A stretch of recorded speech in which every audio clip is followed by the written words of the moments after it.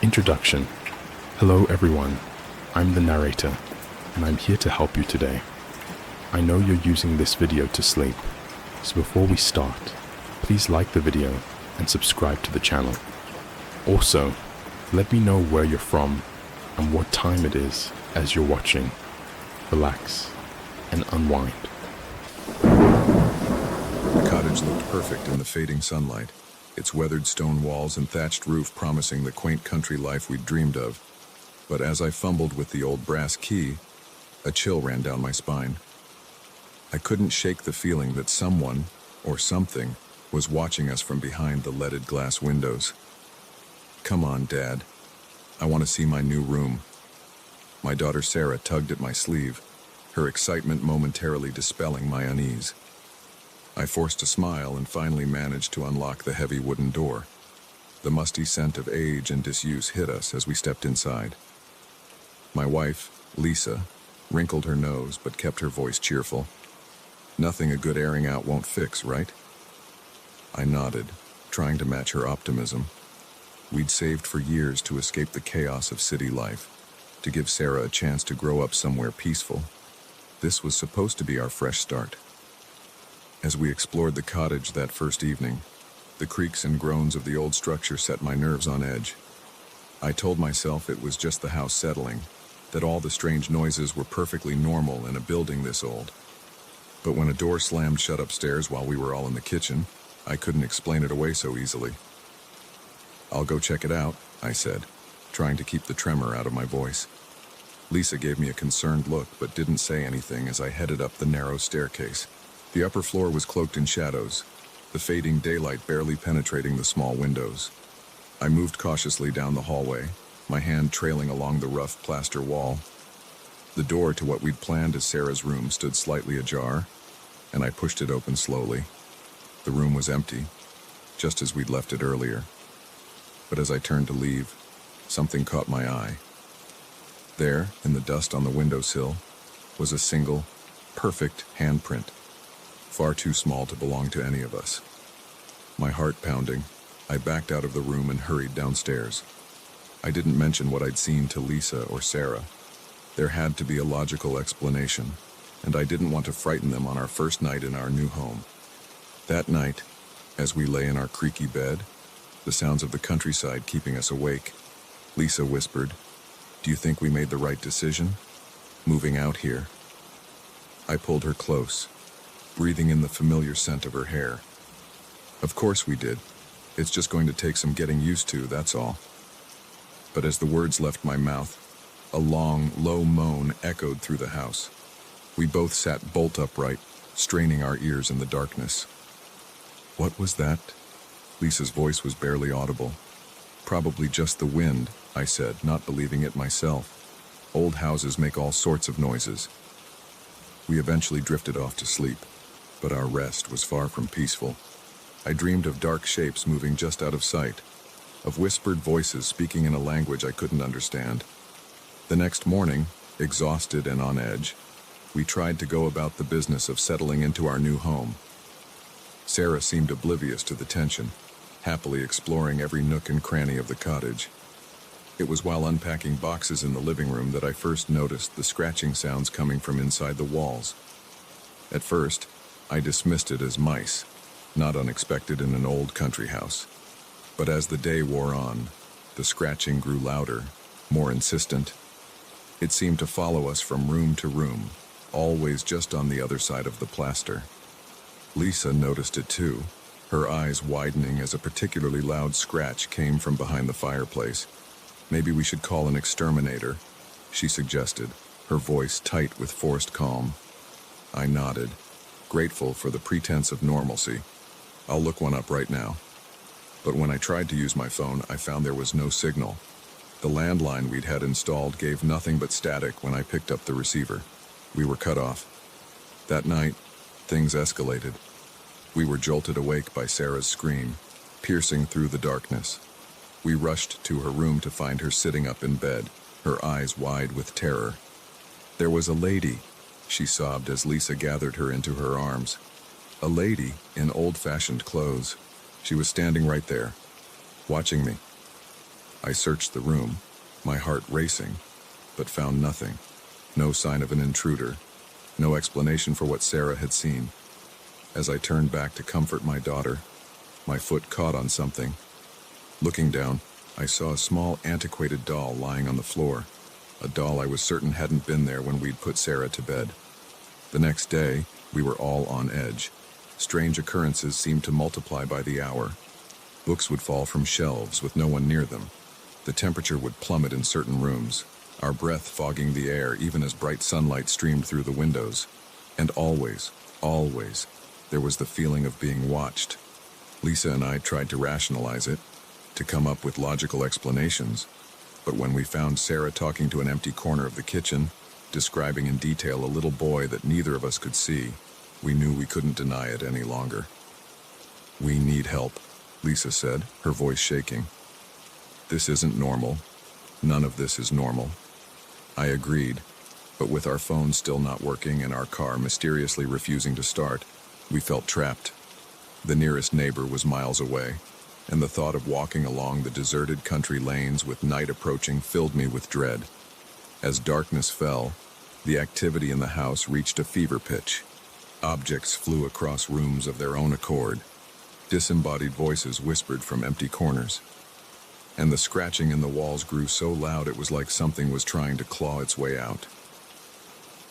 We huddled together in the living room, jumping at every noise, every shadow. Sarah had long since cried herself into an exhausted sleep, curled up on the sofa between us. "What are we going to do?"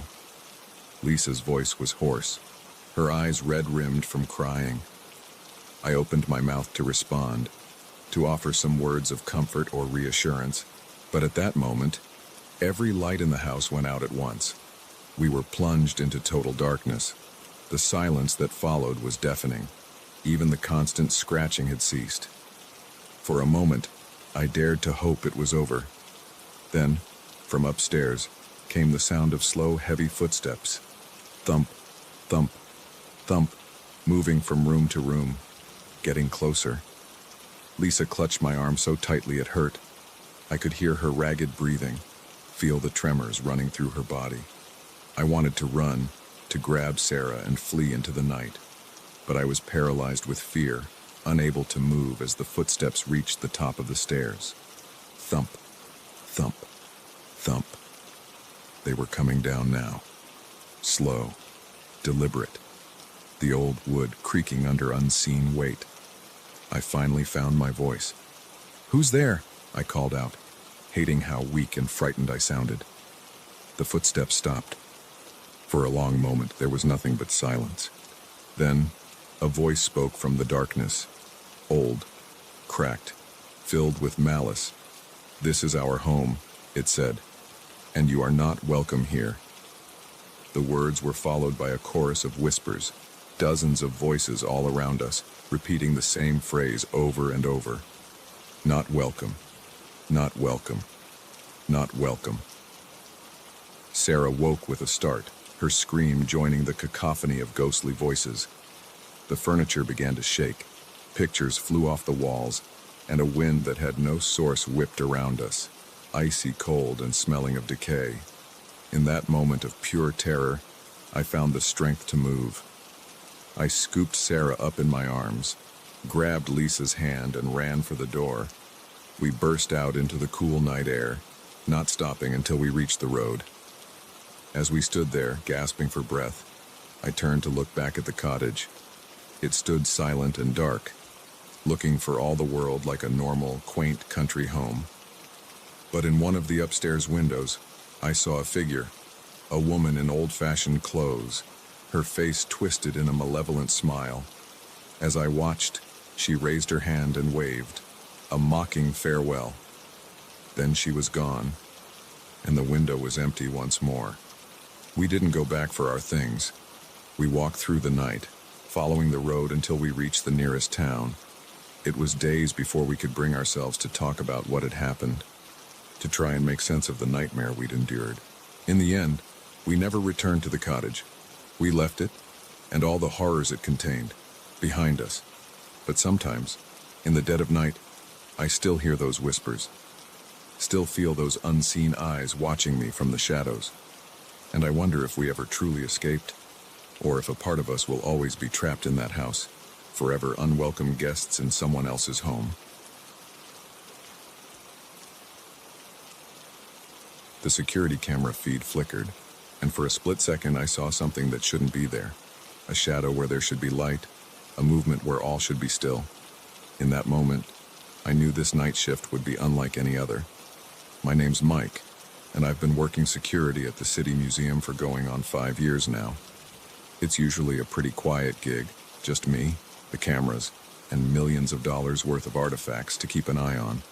But tonight was different. I leaned closer to the bank of monitors, my coffee forgotten as I scanned each screen. Everything looked normal at first glance. Empty halls, dimly lit exhibits, the occasional reflection off a glass case. But then I saw it again.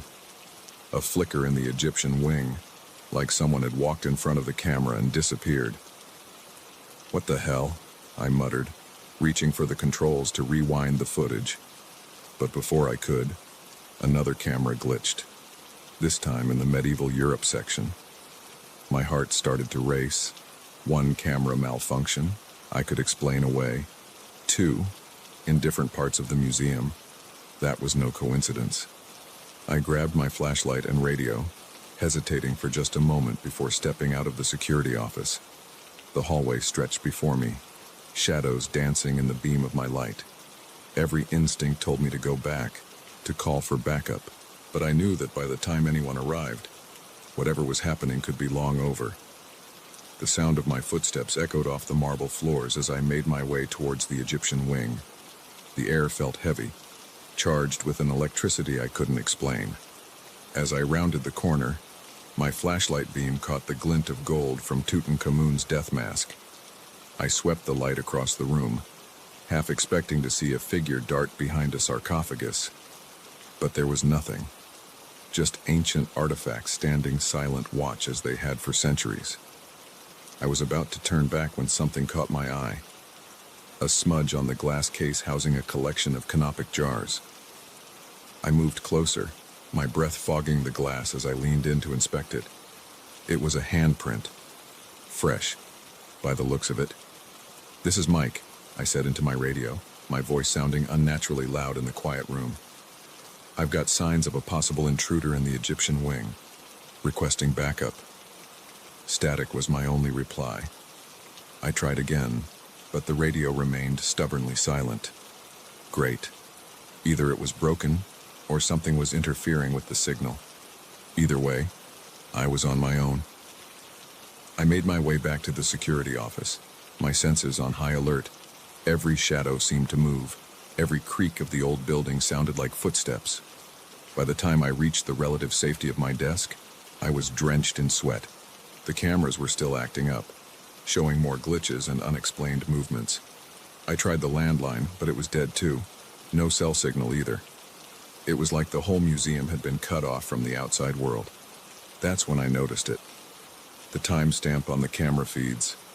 They were all wrong, showing times from hours ago. With shaking hands, I pulled up the archived footage. What I saw made my blood run cold. The footage showed a group of people entering the museum after closing. They moved with purpose, clearly knowing where they were going. I watched in horror as they systematically made their way through the exhibits, somehow disabling alarms and bypassing security measures. But it was what they were doing that really got to me. They weren't just stealing artifacts. They were replacing them, with perfect replicas, as far as I could tell. If I hadn't been watching it happen, I never would have known the difference. I fast-forwarded through the footage, my heart pounding as I watched them work their way through the museum. They were professionals, no doubt about it, and they were almost done. The timestamp on the last bit of footage was just minutes ago. They were still here. I jumped up from my chair, knocking over my cold coffee in the process. I had to do something, had to stop them. But what could one security guard do against a team of professional thieves? I grabbed my flashlight again, along with the pepper spray I kept in my desk. It wasn't much, but it was better than nothing. As I stepped back into the hallway, I heard voices, soft, but getting closer. I ducked into an alcove, trying to slow my breathing as I listened. "That's the last of it," a man's voice said. "Let's get out of here before sunrise." "What about the guard?" This voice was female, low and husky. "Taken care of," a third voice replied. "He'll be out cold for hours. By the time anyone realizes what's happened, we'll be long gone." I frowned. Out cold, but I was right here, very much awake. Then it hit me. They must have gotten to Jim, the other night guard. He usually patrolled the West Wing while I monitored the cameras. I hadn't seen him all night. Hadn't even thought to check on him. Guilt and anger warred inside me. I should have known something was wrong when Jim didn't check in. Now he could be hurt, or worse, and these thieves were about to get away with the crime of the century. I couldn't let that happen. Taking a deep breath, I stepped out of my hiding place. "Freeze!" I shouted, pointing my flashlight at the group. "Security! Don't move!" For a moment, they looked startled. There were 5 of them, all dressed in black, carrying large duffel bags that I assumed were full of priceless artifacts. Then the one in front, a tall man with cold eyes, smiled. Well, he said. "Looks like we missed one." He turned to his companions. "Take care of him." 2 of them started towards me. I backed up, fumbling for my pepper spray. "Stay back," I warned, trying to keep my voice steady. "I've called for backup. The police are on their way." The woman laughed. "No, you haven't," she said. "All communications are jammed. You're all alone. Rent a cop." She was right, and we both knew it, but I couldn't give up. I thought of all the history in this museum, of the thousands of people who came here every day to learn and wonder. I couldn't let these thieves take that away. In that moment of distraction, one of them lunged at me.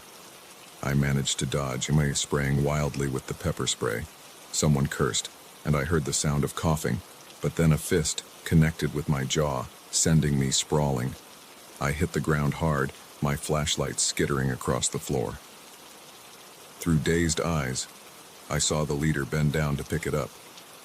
"You should have stayed in your office," he said, his voice almost gentle. "Now we'll have to do this the hard way." I tried to get up, but a boot on my chest kept me down. I could taste blood in my mouth, could feel the panic rising as I realized how utterly outmatched I was.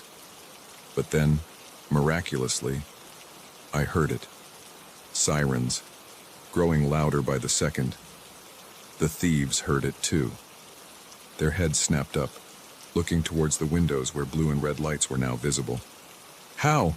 the woman hissed. "The alarms never went off."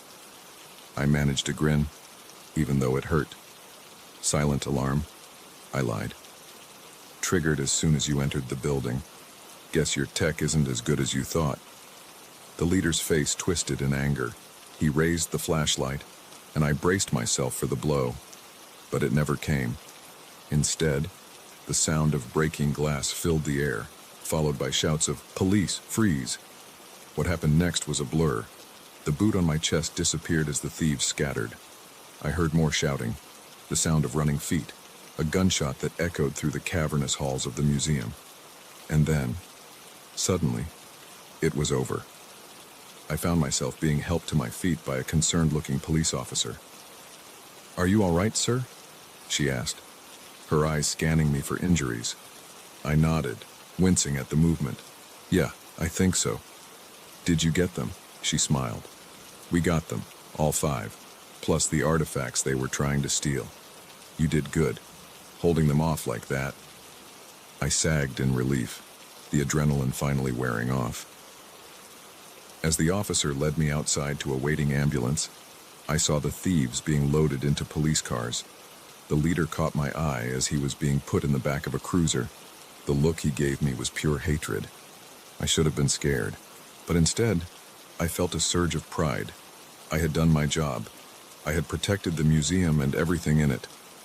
As the paramedics checked me over, I watched the sun begin to rise over the city. In a few hours, the museum would open as usual. Visitors would come, marveling at artifacts that were thousands of years old. never knowing how close they came to losing them forever. And me, I'd be back tomorrow night, watching over it all. Because that's what I do. That's who I am. I'm the night guard, the unseen protector of history itself. And no matter what comes, I'll be ready. The scratching sound from my closet grew louder, more insistent. I froze, textbook forgotten in my lap, as the noise changed from a gentle scrape to a frantic scrabbling. Whatever was in there, it wanted out, and I was terrified to find out what it might be. My name's Jess, and up until tonight, my biggest worry was passing my Psych 101 midterm. Funny how quickly priorities can change when you're faced with the possibility of a monster in your closet. It had started innocently enough. Just another late-night study session in my dorm room, fueled by too much coffee and the creeping dread of impending exams. My roommate, Sarah, was out for the night, probably at another party. I envied her ability to balance academics and social life, and while I was stuck here, drowning in a sea of highlighters and sticky notes, the first scratch was so faint I barely noticed it. I glanced up from my textbook, cocking my head to listen. Nothing. Just the usual ambient sounds of dorm life, distant music, muffled voices, the hum of my ancient mini-fridge.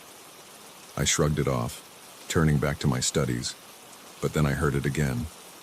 A soft, deliberate scraping sound like fingernails on wood, and it was coming from my closet. My heart rate picked up. I set my textbook aside, eyes fixed on the closed closet door. "Hello?"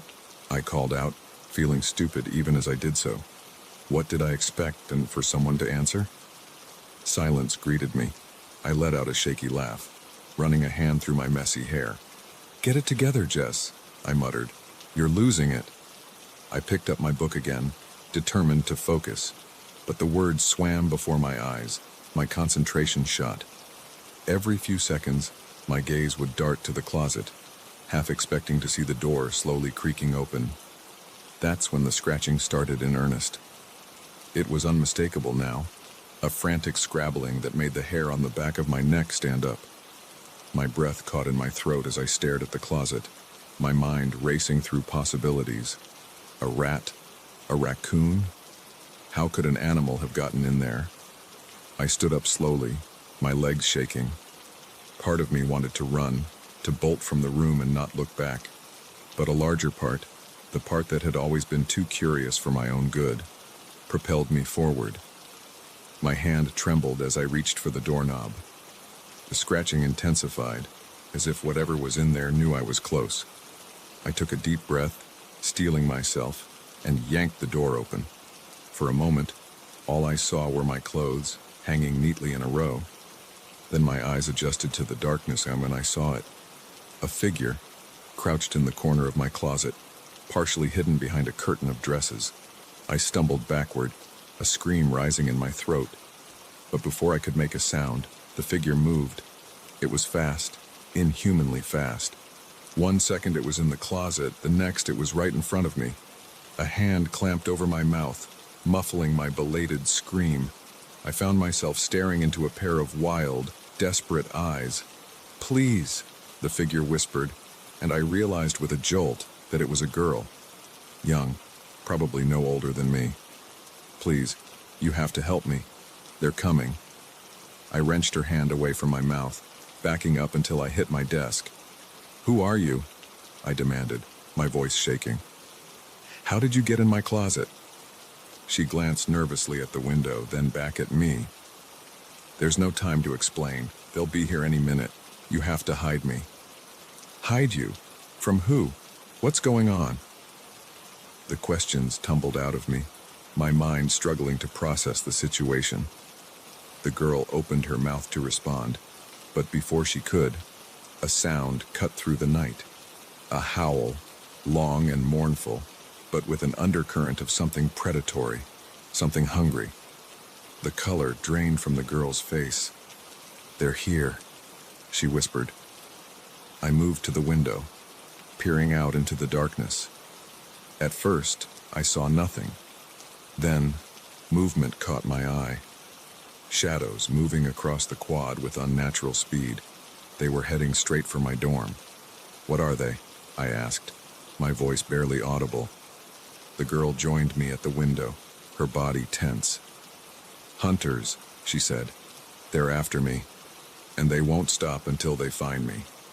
I turned to look at her, really look at her for the first time. She was pale, almost translucent in the dim light of my desk lamp. Her clothes were tattered and dirty, like she'd been running for a long time. But it was her eyes that caught me. They were old eyes, filled with a weariness that seemed at odds with her youthful face. "Why are they after you?"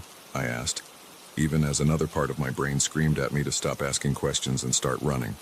She met my gaze, and in that moment, I saw something flicker behind her eyes, something inhuman. "Because of what I am," she said softly, "because of what I can do." As if to demonstrate, she held out her hand. Before my disbelieving eyes, a small flame appeared in her palm, dancing and flickering with a life of its own. I stumbled back, my mind reeling. This couldn't be real. Things like this didn't happen in real life. They happened in books, in movies, not in a college dorm room on a Tuesday night. Another howl split the air, closer this time. The girl extinguished the flame, her eyes pleading. "Please," she said. "I know this is crazy. I know you have no reason to trust me. But if they find me, they'll kill me, and anyone who gets in their way." I looked back out the window. The shadows were at the entrance to my dorm now. In a matter of minutes, they'd be here. I made a decision then, one that would change the course of my life forever. "Okay," I said, surprising myself with how steady my voice sounded. "I'll help you. What do we do?" Relief flooded her face. "Thank you," she breathed. Then, "All business. We need to get out of here. Is there a back way out of the building?" I nodded. "Fire escape. But we're on the 3rd floor." "That's fine. I can get us down safely." She held out her hand to me. "Do you trust me?" I hesitated for a moment, then took her hand. It was warm, almost hot to the touch. "I must be insane," I muttered. She gave me a grim smile. "Probably, but insane is better than dead." We moved quickly, grabbing my backpack and shoving a few essentials into it. As we were about to leave, I hesitated, looking back at my desk. My textbook lay open, notes scattered around it. It seemed surreal, this remnant of my normal life juxtaposed against the madness of the current situation. "We have to go," the girl urged, tugging at my hand. I nodded, tearing my eyes away from the desk. As we slipped out into the hallway, I heard heavy footsteps on the stairs. The hunters were inside. We ran down the hallway, our footsteps muffled by the threadbare carpet. The fire escape was at the end of the hall, a red exit sign glowing like a beacon of hope. Just as we reached it, a door behind us burst open. I glanced back and immediately wished I hadn't. The thing in the doorway was only vaguely human-shaped, its body rippling and shifting as if it couldn't decide on a single form. "Run!" the girl yelled, pushing me through the fire exit. The cold night air hit me like a slap to the face as we emerged onto the fire escape. Without hesitation, the girl vaulted over the railing, pulling me with her. I wanted to scream, but the sound caught in my throat as we fell. Then, impossibly, our descent slowed. It was as if we were floating, gently carried by an unseen force. We touched down softly on the grass below. Above us, I could hear snarls and the sound of metal tearing as the hunters reached the fire escape. "Come on," the girl said, already running. "We need to get to the woods. I can lose them there." I followed her, my legs moving almost of their own accord. As we ran across the open expanse of the quad, I heard a thud behind us. The hunters had jumped down, foregoing the fire escape entirely. We reached the tree line just as another howl pierced the night. I risked a glance back and immediately regretted it. The hunters were gaining on us. their forms shifting and changing as they ran. One moment they were wolf-like, the next more bear than man. The girl led me deeper into the woods, weaving between trees with a surety that spoke of long practice. I stumbled along behind her, branches whipping at my face, roots threatening to trip me with every step. "Where are we going?" I gasped out between breaths. "There's a place," she panted back. "A safe place. If we can reach it, they can't follow." I wanted to ask more questions, but I needed all my breath for running. The sounds of pursuit grew fainter as we delved deeper into the forest, but I knew better than to think we'd lost them. Finally, after what felt like hours but was probably only minutes, we burst into a small clearing. In the center stood a ring of stones, glowing faintly in the moonlight. The girl pulled me towards the stone circle. "Quick," she said. "Step inside." I hesitated at the edge of the circle, suddenly unsure. This was madness, magic, monsters, mysterious glowing stones. None of this could be real. A howl, alarmingly close, made the decision for me. I stepped into the circle. The effect was immediate. A warmth spread through me, and the sounds of the forest, the rustling leaves, the distant howls, faded away. It was as if we were in a bubble, separate from the rest of the world. The girl let out a sigh of relief, sinking to her knees. "We're safe," she said. "For now." I looked at her. This strange girl who had turned my world upside down in the span of an hour. "Who are you?" I asked. "Really?" She met my gaze, a small, sad smile on her face. "My name is Lily," she said, "and I'm about to tell you a story that will change everything you thought you knew about the world." As she began to speak, I settled in to listen, knowing that my life would never be the same again. The midterm I'd been so worried about earlier seemed trivial now, a relic of a simpler time. Whatever came next, whatever this new reality held, I knew one thing for certain: nothing would ever be normal again. And strangely enough, I was okay with that. The forest had seemed so inviting in the daylight. Now, as darkness fell and the trees loomed like silent sentinels, I realized how foolish I'd been. I was lost, alone, and the eerie sounds echoing through the woods told me I wasn't the only thing awake in this wilderness. My name's Alex, and I've always considered myself an experienced hiker. I'd tackled challenging trails before, prided myself on my navigation skills, but as I stood there, surrounded by an impenetrable wall of trees, I felt like a complete novice. The day had started out perfectly: clear skies, a gentle breeze, and a new trail I'd been itching to explore. I'd packed light, just some water, energy bars, and my trusty compass. I'd told myself I'd be back before sunset, no problem. But somewhere along the way, things had gone wrong. Maybe it was when I decided to go off trail to check out that interesting rock formation, or when I'd stopped to watch a deer and its fawn, losing track of time. Whatever the reason, by the time I realized I was off course, the sun was already dipping below the horizon. I pulled out my compass, squinting at it in the fading light, but in my panic, the directions seemed to blur together. North, south, it all looked the same in this green maze. "Okay, Alex," I muttered to myself, trying to keep calm. "You've been in tough spots before. Just think it through." I took a deep breath, forcing myself to focus. I knew I'd been heading east when I started, so if I just turned around and went west, I should eventually hit the trail again, right? With renewed determination, I set off in what I hoped was the right direction. But as I walked, the forest seemed to close in around me. The trees grew denser, their branches reaching out like gnarled fingers. Shadows danced in the corners of my vision, making me jump at every rustle of leaves. The light was almost gone now. The forest floor plunged into an eerie twilight. I fumbled in my pack for my flashlight, cursing under my breath when I couldn't find it. Had I really been stupid enough to leave it behind? A twig snapped somewhere to my left, and I whirled around, heart pounding. "Hello?" I called out, immediately regretting it. If there was something out there, I just announced my presence. Silence answered me, but it was a loaded silence, full of potential energy. I could feel eyes on me, watching from the darkness. I picked up my pace, no longer caring about direction. I just needed to get out, to find some sign of civilization.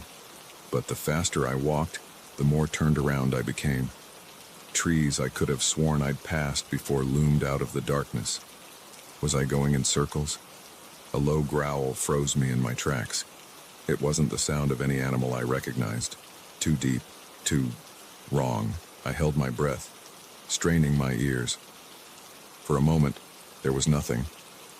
Then I heard it again, closer this time. Panic surged through me, and I ran. Branches whipped at my face. Roots seemed to reach up to trip me, but I didn't slow down.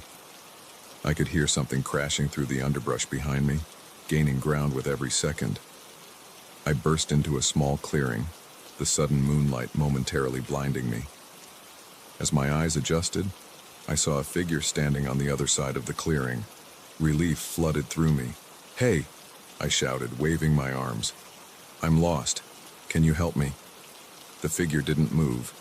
As I got closer, I realized something was off. It was too tall, too still, and its proportions were wrong. I skidded to a stop, my relief turning to ice in my veins. This wasn't a person. I didn't know what it was, but every instinct I had was screaming at me to run. Before I could move, the thing's head snapped towards me. In the moonlight, I caught a glimpse of eyes reflecting an unnatural green, a mouth full of too many teeth. I turned and ran back into the trees, no longer caring about direction or finding my way out. My only thought was to get away from that thing in the clearing. I ran until my lungs burned and my legs felt like jelly. When I couldn't run anymore, I collapsed against a tree, gasping for breath. The forest was silent again, but it was a tense silence, full of watchful anticipation. As I sat there, trying to catch my breath and calm my racing heart, I became aware of a soft glow coming from my right. At first, I thought it was my eyes playing tricks on me. But as I focused on it, the glow grew stronger. Curiosity overcame fear, and I found myself moving towards the light. As I got closer, I realized it was coming from a small cave, half hidden by thick underbrush. I hesitated at the entrance. Every horror movie I'd ever seen was screaming at me not to go in, but the alternative was staying out here in the dark with whatever that thing in the clearing had been. Taking a deep breath, I ducked into the cave. The source of the glow became apparent immediately. Strange, luminescent fungi covered the walls, casting a soft, blue-green light throughout the small space. But it wasn't the fungi that caught my attention. In the center of the cave stood a stone pedestal, and on top of it sat an ancient-looking book. I approached cautiously, half expecting something to jump out at me, but nothing happened. The book just sat there, its leather cover cracked and worn with age. Against my better judgment, I reached out and opened it. The pages were filled with strange symbols and diagrams, none of which made any sense to me. But as I flipped through, a loose page fell out. I picked it up, squinting at the faded handwriting. It was in English, unlike the rest of the book. As I read, my eyes widened. It was a warning, a description of creatures that lived in these woods, ancient beings that had been here long before humans. Beings that didn't take kindly to trespassers. A chill ran down my spine as I remembered the thing in the clearing. Was that what the note was talking about? The next part of the note described a ritual, a way to appease these creatures and ensure safe passage through their domain. It seemed absurd, like something out of a fantasy novel. But after what I'd seen tonight, I was willing to believe just about anything. I memorized the ritual as best I could, then tucked the note into my pocket. As I turned to leave the cave, a growl from outside made me freeze. It was back, and it had found me. I could see its silhouette at the cave entrance, blocking out the moonlight. Those eerie green eyes gleamed in the darkness, fixed on me. With shaking hands, I began the ritual. I didn't have the items the note mentioned, but I hoped intent would be enough. I spoke the words phonetically, not understanding their meaning, but putting every ounce of desperation I had into them. As I finished the last word, the creature lunged. I closed my eyes, bracing for impact, but it never came. I opened my eyes to find the cave empty. The creature was gone, as if it had never been there. Even its silhouette at the entrance had vanished. For a long moment, I just stood there, hardly daring to breathe. Had it worked? Or was this just the calm before the storm? Gathering my courage, I stepped out of the cave. The forest was different. The oppressive darkness had lifted, and I could see a faint path leading away from the cave, softly illuminated by moonlight. I followed the path, my heart in my throat. Every shadow still seemed to hide potential dangers, but the bone-deep terror I'd felt earlier had faded. After what felt like hours but was probably only minutes, I heard a sound that made me want to cry with relief. Cars. I'd reached the road. As I broke through the tree line and saw the asphalt gleaming in the moonlight, I finally allowed myself to believe I was safe.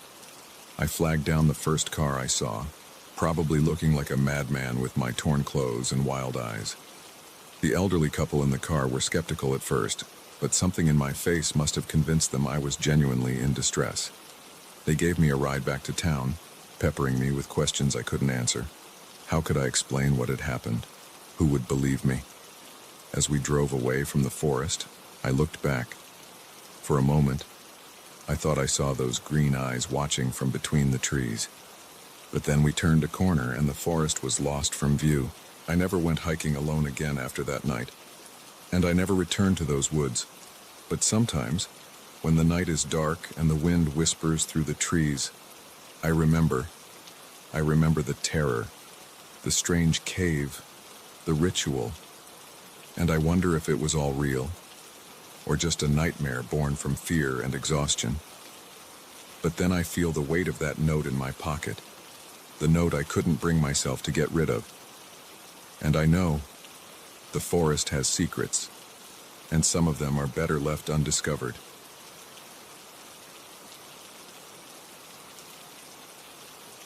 The scream that tore through the night was the most terrifying sound I'd ever heard. It wasn't just the volume or the suddenness that chilled me to the bone. It was the recognition. That was my daughter's voice, and she was no longer in her sleeping bag beside me. I'm Jack, and what started as a fun family camping trip turned into every parent's worst nightmare in the blink of an eye. My wife Sarah and I had brought our kids, Emma, 8, and Liam, 6, to Whispering Pines Campground for a long weekend of outdoor adventure. We'd spent the day hiking, fishing, and roasting marshmallows around the campfire. It was picture perfect until it wasn't. The scream jolted me awake from a deep sleep. I fumbled for my flashlight, my heart pounding so hard I could feel it in my throat. The beam of light revealed Sarah already unzipping the tent, her face a mask of panic. "Emma?" I called out, my voice hoarse with sleep and fear. "Emma, where are you?" There was no answer, just the eerie silence of the forest at night. I scrambled out of the tent after Sarah, nearly tripping over Liam, who was starting to stir, awakened by the commotion. "Stay in the tent, buddy," I told him, trying to keep my voice calm. "We'll be right back."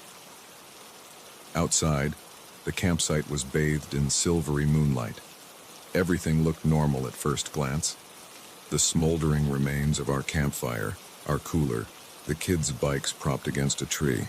But Emma's sleeping bag, which we'd let her place just outside the tent because she wanted to sleep under the stars, was empty. Sarah was already at the edge of our campsite, shining her flashlight into the woods. "Emma!" she called, her voice cracking. "Emma, answer us." I joined her, my own flashlight beam cutting through the darkness. The trees seemed to loom over us, their branches casting strange, shifting shadows. Every rustle of leaves, every snap of a twig made me jump. "We need to split up," I said, trying to think logically through the haze of panic. You go that way, I'll go this way.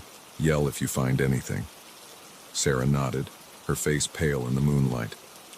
As she headed off in one direction, I plunged into the woods in the other, calling Emma's name every few steps. The forest seemed to swallow my voice, the darkness pressing in around me.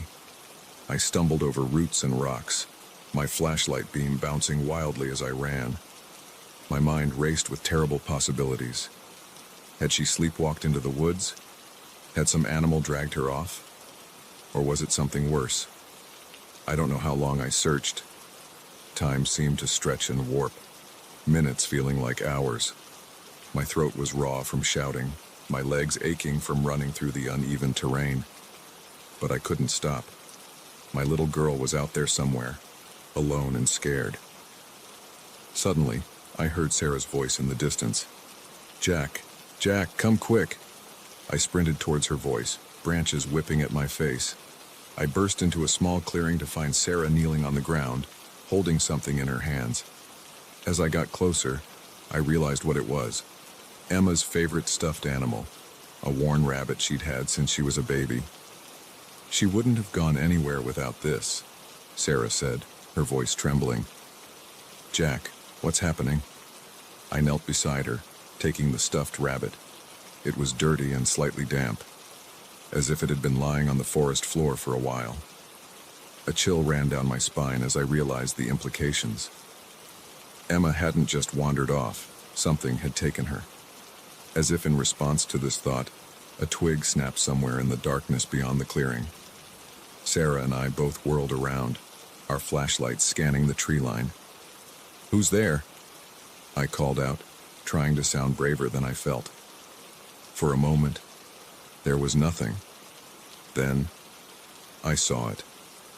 A pair of eyes reflecting the light of our flashlights, too high off the ground to be any normal forest animal. As I watched, transfixed with horror, more pairs of eyes appeared. They were surrounding us. Sarah's grip on my arm tightened. "Jack," she whispered, "what are those things?" Before I could answer, one of the creatures stepped into the clearing. In the dim light, I could make out a vaguely humanoid shape, but there was nothing human about its movements. It was too fluid, too wrong. My instincts screamed at me to run, but I stood my ground. These things had my daughter, I was sure of it, and I wasn't leaving without her. "Where's my daughter?" I demanded, surprised by the steadiness of my voice. The creature tilted its head, an unsettlingly human gesture. Then, it spoke. Its voice was like rustling leaves and creaking branches, barely recognizable as speech. "The young one," it said, "is safe. For now." Sarah let out a choked sob beside me. I squeezed her hand, trying to draw strength from her presence. "What do you want?" I asked. "Why did you take her?" The creature moved closer, its fellows remaining at the edge of the clearing. As it approached, I could see it more clearly. Its skin was like tree bark, its limbs too long and jointed in the wrong places. Its face was a nightmare of knots and whorls, with those reflective eyes set deep in hollow sockets. "We are the guardians of this forest," it said. "For centuries, we have protected these woods from those who would harm them. Your kind has forgotten the old ways, the respect due to the wild places." I swallowed hard, trying to process what I was hearing. Part of me wanted to dismiss it as a hallucination, a dream brought on by panic and exhaustion, but the weight of Emma's stuffed rabbit in my hand was all too real. "We didn't mean any disrespect," I said carefully. "We're just a family on a camping trip. Please, we just want our daughter back." The creature made a sound that might have been a laugh. "Intent matters not. The forest demands balance. A life for the lives your kind has taken." My blood ran cold as I realized what it was saying. They wanted to keep Emma, to... what? Sacrifice her. The thought was too horrible to contemplate. "No," I said, surprised by the fierceness in my voice. "You can't have her. Take me instead." Sarah gasped beside me, but I pressed on. "I'm the father." I'm responsible for bringing her here. If someone has to pay the price, it should be me. The creature regarded me silently for a long moment. Then, to my surprise, it nodded. Your offer is accepted, it said. The young one will be returned, but you must come with us. Relief flooded through me, quickly followed by fear. I turned to Sarah, seeing the terror and anguish in her eyes. I have to do this, I told her softly. Get Emma and Liam out of here. Don't come back. Sarah shook her head, tears streaming down her face. Jack, no. There has to be another way. But we both knew there wasn't. I pulled her close, kissing her fiercely. I love you, I whispered. Tell the kids I love them too. Then, before I could lose my nerve, I turned back to the creature. I'm ready, I said, as if on cue. Emma stumbled out of the woods on the other side of the clearing. Sarah ran to her, scooping her up in her arms. Emma looked dazed but unhurt. I allowed myself one last look at my family. Sarah met my eyes over Emma's head, her gaze full of love and sorrow. Then, the creatures moved in around me, their bark-like bodies pressing close. As they led me into the depths of the forest, I heard Sarah's voice fading behind me, explaining to a confused Emma that Daddy had to go away for a while. My heart ached, but I knew I'd made the right choice. The forest swallowed us up, the darkness growing deeper with each step. I didn't know what awaited me, what price I would have to pay, but as long as my family was safe, I was ready to face whatever came next. As we walked, the creature that had spoken to me moved closer. Few would make such a sacrifice, it said, its voice like wind through dry leaves. Perhaps there is hope for your kind yet. I didn't respond. What could I say? That I was terrified. That I already missed my family with an ache that felt physical. That I was angry at the unfairness of it all. Instead, I walked on in silence, leaving behind the world I knew and stepping into a realm of ancient magic and forgotten bargains. The forest had demanded a price, and I had paid it. Whatever came next, I would face it knowing my children were safe. And as the last echoes of the human world faded behind me, I realized that this was more than just a father's sacrifice. It was the beginning of something new, a bridge between two worlds that had long been separated. Maybe, just maybe, there was a greater purpose to all of this. And with that thought to sustain me, I walked on into the heart of the whispering pines.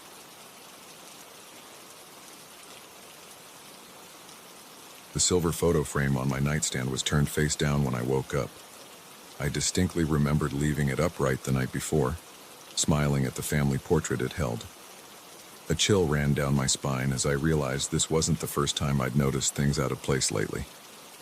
I'm Claire, a 34-year-old marketing executive who recently moved into a spacious suburban home. After years of cramped city living, I was thrilled to have more space. But with a demanding job and a house too big for one person to manage, I decided to hire a housekeeper. Enter Mrs. Phillips, a stern-looking woman in her 60s with impeccable references. She seemed perfect, efficient, thorough, and available to work the hours I needed. I thought I'd struck gold. The first few weeks were great. I'd come home to a spotless house, laundry done, and sometimes even a meal prepped in the fridge. Mrs. Phillips was a godsend, allowing me to focus on my work without drowning in household chores. But then, little things started to feel off. It began with small inconsistencies. A book on the coffee table that I didn't remember leaving there. The order of my shoes in the closet slightly rearranged. My favorite mug in a different cabinet. At first, I brushed it off. Maybe I was more forgetful than I realized. The stress of my job was getting to me, surely. But as the occurrences became more frequent and noticeable, a nagging sense of unease began to grow. One evening, I came home to find my laptop open on the kitchen counter. I always kept it in my study, and I certainly hadn't left it running. When I checked the browser history, I found searches for my name, my family members, and my company. My heart raced as I confronted Mrs. Phillips the next day. Her reaction was oddly calm, almost rehearsed. She apologized profusely, claiming she'd only used the laptop to look up a cleaning technique and must have accidentally clicked on some pop-ups.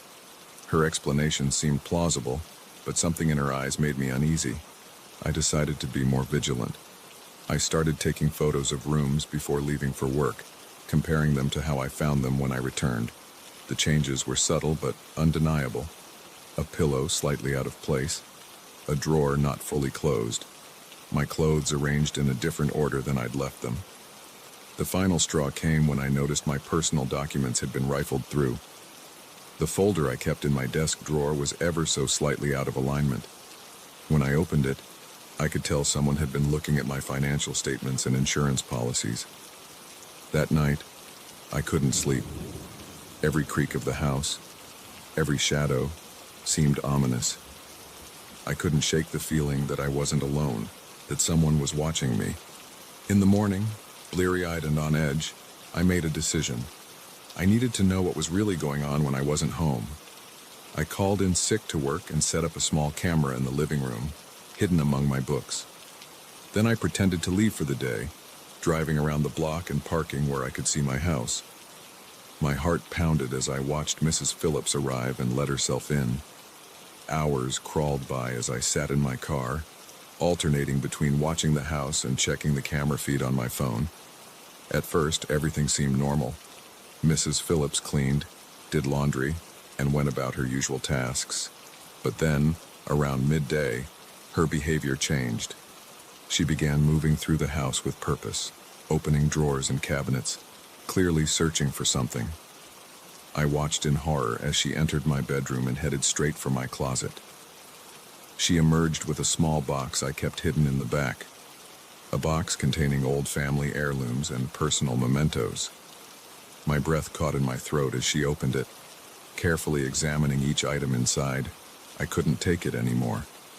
I burst out of my car and ran to the house, fumbling with my keys in my haste to get inside. "Mrs. Phillips," I called out as I entered, trying to keep my voice steady. "I forgot some papers I need for a meeting.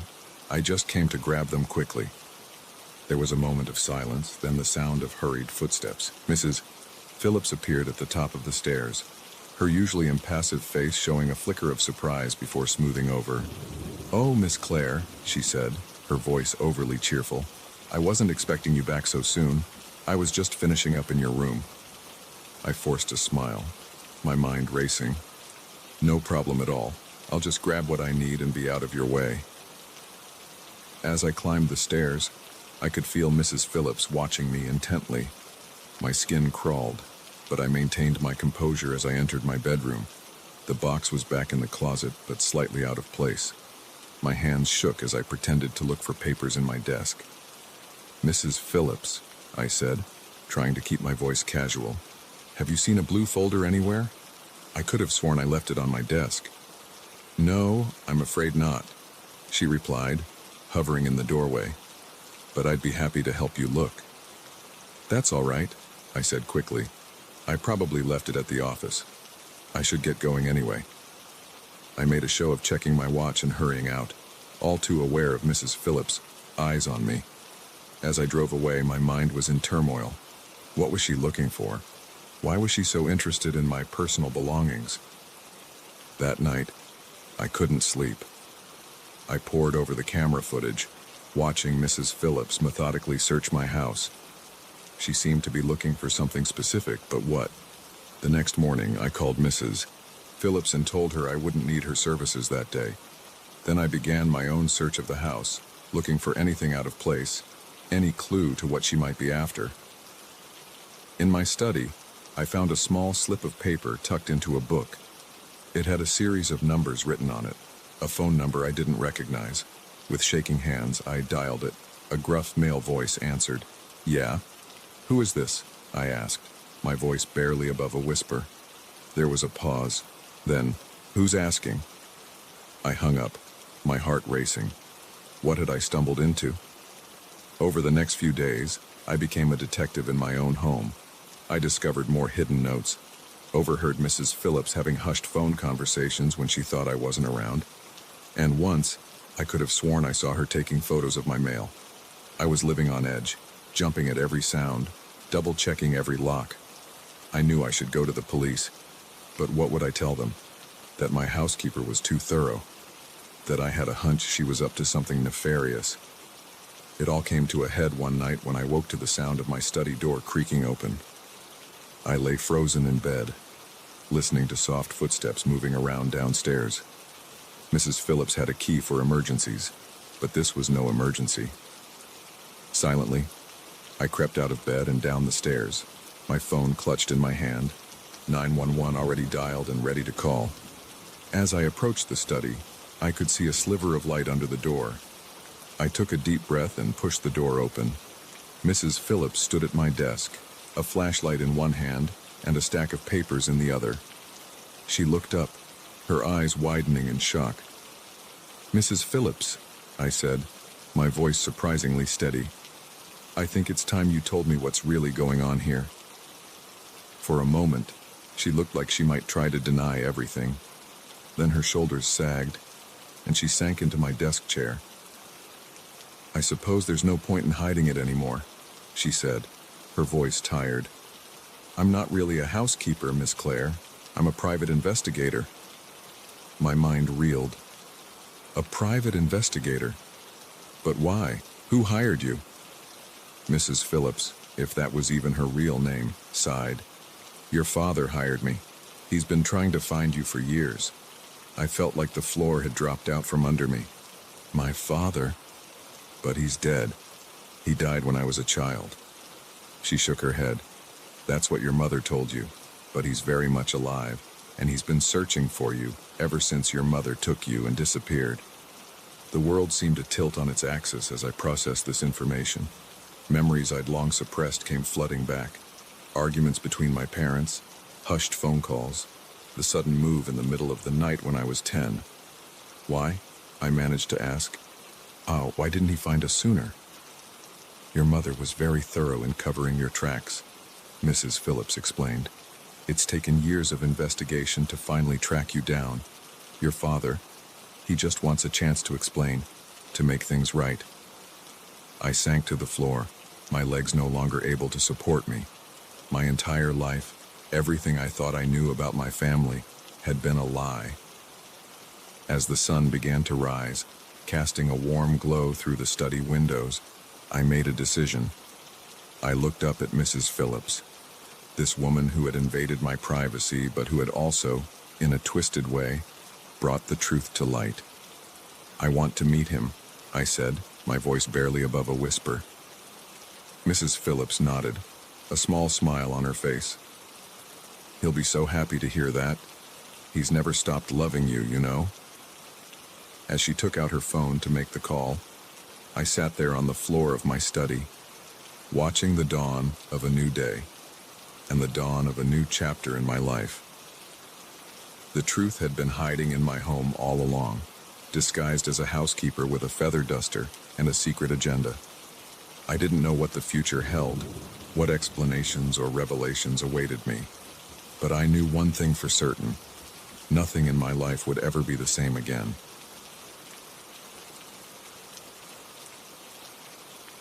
The moment I saw his thumb jutting out from the shadows, I knew I should have kept driving. But loneliness and fatigue are a dangerous combination, especially on a road that seems to stretch endlessly into the night. I slowed down, my headlights illuminating a figure that would haunt my nightmares for years to come. My name's Jake, and I'm a long-haul trucker, 18 years on the road, and I thought I'd seen it all, but nothing could have prepared me for that night on Route 66. I'd been driving for 14 hours straight, pushing to make a deadline. The radio had long since devolved into static, and my thermos of coffee was running on fumes, just like me.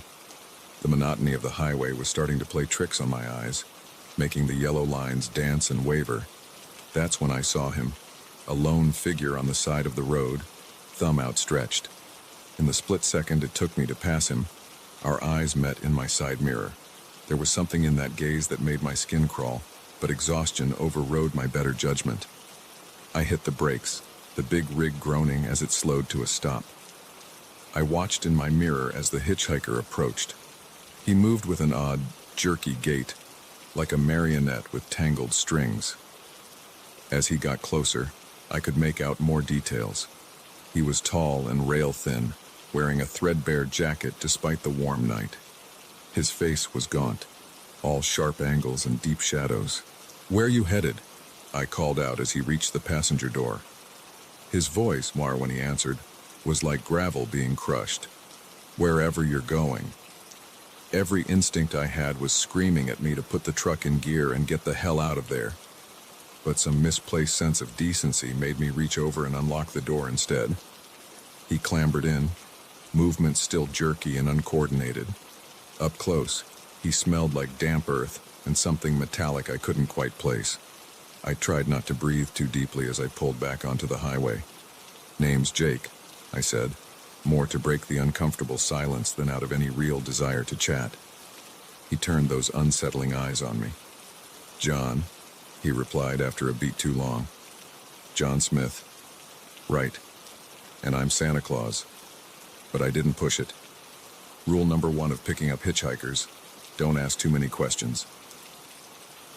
We drove in silence for a while, the only sound the rumble of tires on asphalt and the occasional ping of bugs hitting the windshield. I kept sneaking glances at my passenger. Something about him just felt off. His stillness was unnatural, like he wasn't quite comfortable in his own skin. "So, where you coming from, John?" I asked, unable to stand the silence any longer. He didn't answer immediately. When he did, his voice had a dreamy, far-off quality to it. A place where the sun never sets and the streets are paved with bones. I chuckled nervously, trying to play it off as a joke. "Sounds like Vegas." John didn't laugh. He just stared at me with those hollow eyes. "You have no idea," he murmured. The cab of the truck suddenly felt very small and very cold. I cranked up the heat, but it didn't seem to make a difference. John had turned his attention to the window, watching the darkness rush by. As the miles ticked away, my unease grew. John's presence seemed to suck all the warmth and light out of the world. The familiar highway felt alien and menacing, shadows deepening at the edges of my headlights. I was about to suggest we stop at the next rest area when John spoke again. "Do you believe in monsters, Jake?" The question sent a chill down my spine. "Can't say I do," I replied, trying to keep my voice steady. John turned those dead eyes on me again. "You will." My hands tightened on the steering wheel. "Look, buddy, I don't know what your deal is, but..." I never got to finish that sentence. Because at that moment, John began to change. It started with his skin. It seemed to ripple and shift, like something was moving underneath. Then his face began to elongate, features melting and reforming into something inhuman. I watched in horror as his fingers lengthened into claws, tearing through the worn fabric of his gloves. I slammed on the brakes, the truck fishtailing as it came to a stop in the middle of the highway. I fumbled for the door handle, desperate to get away from whatever was happening beside me. But John, or the thing that had been John, was faster. A clawed hand shot out, grabbing my arm with inhuman strength. I yelled in pain and fear, struggling to break free. "Don't leave now, Jake," the creature growled, its voice a hellish distortion of John's gravelly tones. "The fun's just beginning." I lashed out blindly, my fist connecting with something that felt like cold putty. The thing that was John howled, a sound that made my blood run cold. Its grip loosened just enough for me to wrench my arm free. I threw myself out of the truck, hitting the asphalt hard. Pain shot through my shoulder, but adrenaline kept me moving. I scrambled to my feet and ran, not daring to look back. The sound of tearing metal filled the air, followed by an inhuman roar.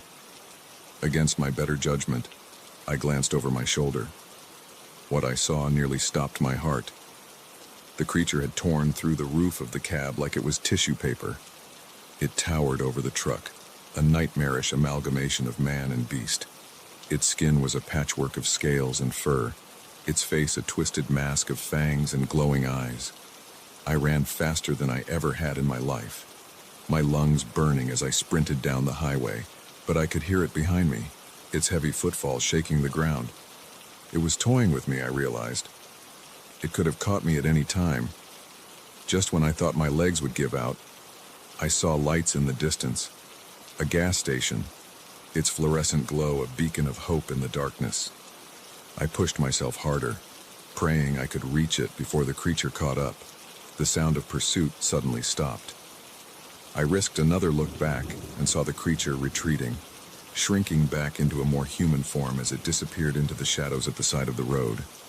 I stumbled into the gas station parking lot, gasping for breath. The attendant looked up from his magazine, eyes widening at my disheveled appearance. "You okay, man?" he asked, already reaching for the phone. I couldn't speak. I just shook my head, collapsing onto the cracked linoleum floor. As the attendant called the police, I stared out at the highway, half expecting to see those glowing eyes watching me from the darkness. The cops arrived quickly, lights flashing and sirens wailing. They found my truck abandoned on the highway, the cab torn open like a sardine can. There was no sign of John or the creature he'd become. They didn't believe my story, of course. Who would? They chalked it up to exhaustion and possible dehydration, maybe even a hallucination brought on by some bad truck stop food, but they couldn't explain the claw marks on my arm or the inhuman prints they found around my truck. I quit trucking after that night. Couldn't bring myself to get back behind the wheel, to face those long, dark stretches of highway. Some nights, I still wake up in a cold sweat, the memory of those glowing eyes and that distorted voice fresh in my mind. I don't know what John was or where he came from, but I do know this. There are things out there in the darkness, things that defy explanation, and sometimes they hitch a ride. So if you're ever driving down a lonely stretch of highway and you see a solitary figure with his thumb out, just keep driving, because you never know who or what you might be letting into your life. As for me, I'll stick to the daylight from now on, and I'll never pick up another hitchhiker as long as I live. Some rides just aren't worth the risk. The moment I locked eyes with him in the rearview mirror, I knew this wasn't going to be an ordinary night bus ride. His gaze, hidden beneath a dark hood, seemed to bore right through me, igniting a primal fear I couldn't shake. Little did I know, this was only the beginning of a journey that would push me to the very edge of sanity. My name's Mia, and I'm a grad student at the local university. That night, I was heading back to campus after visiting my parents for the weekend. It was a 4-hour trip, and I'd opted for the cheaper night bus to save some cash. Big mistake. The bus was nearly empty when I boarded, just a couple of other passengers scattered about. I chose a seat near the middle, settling in for what I hoped would be an uneventful ride. As we pulled out of the station, I noticed him for the first time, a figure in a dark hoodie, sitting at the very back of the bus. At first, I didn't think much of it. Just another passenger, right? But as the miles ticked by and the other riders gradually disembarked at various stops, I became acutely aware that it was just me, the driver, and the hooded figure left on the bus. That's when I felt it, that prickling sensation at the back of my neck that told me I was being watched. I tried to shake it off, telling myself I was just being paranoid. But every time I glanced in the rearview mirror above the driver's seat, I saw those eyes staring back at me. I couldn't make out his face clearly in the dim light of the bus, but there was something unsettling about the intensity of his gaze. It never wavered, never blinked, just 2 pinpoints of light in the darkness, fixed on me. I tried to distract myself by looking out the window, but all I could see was my own reflection and the endless darkness beyond. The soft hum of the engine and the occasional bump in the road were the only sounds breaking the eerie silence. After what felt like an eternity, I decided to move seats, hoping to break the line of sight between me and my unwanted observer. I gathered my things and moved to a seat closer to the front, pointedly avoiding looking towards the back of the bus. For a few blissful moments I felt relief, But then, from the corner of my eye, I saw movement. The hooded figure had changed seats too, maintaining the same distance between us. My heart began to race. This couldn't be a coincidence. I considered asking the driver to stop, to let me off early, but we were in the middle of nowhere. The thought of being stranded on a dark, deserted road seemed even worse than staying on the bus. I fumbled for my phone, intending to call someone, anyone. But of course, there was no signal. We were passing through a dead zone, cut off from the rest of the world. The next hour was the longest of my life. I sat rigid in my seat, every muscle tense, straining to hear any sound of movement from behind me. A few times I thought I heard soft footsteps, but when I whipped my head around to look, the hooded figure was always in the same spot, those unblinking eyes fixed on me. As we approached the outskirts of the city, I began to relax slightly. We were almost there. Just a little longer, and I'd be safe. That's when it happened. The bus lurched suddenly, the engine sputtering and dying. We rolled to a stop on the side of the road, the interior lights flickering ominously before going out completely. "Sorry, folks," the driver called out, his voice unnaturally loud in the sudden silence. "Looks like we've got some engine trouble. Sit tight while I take a look."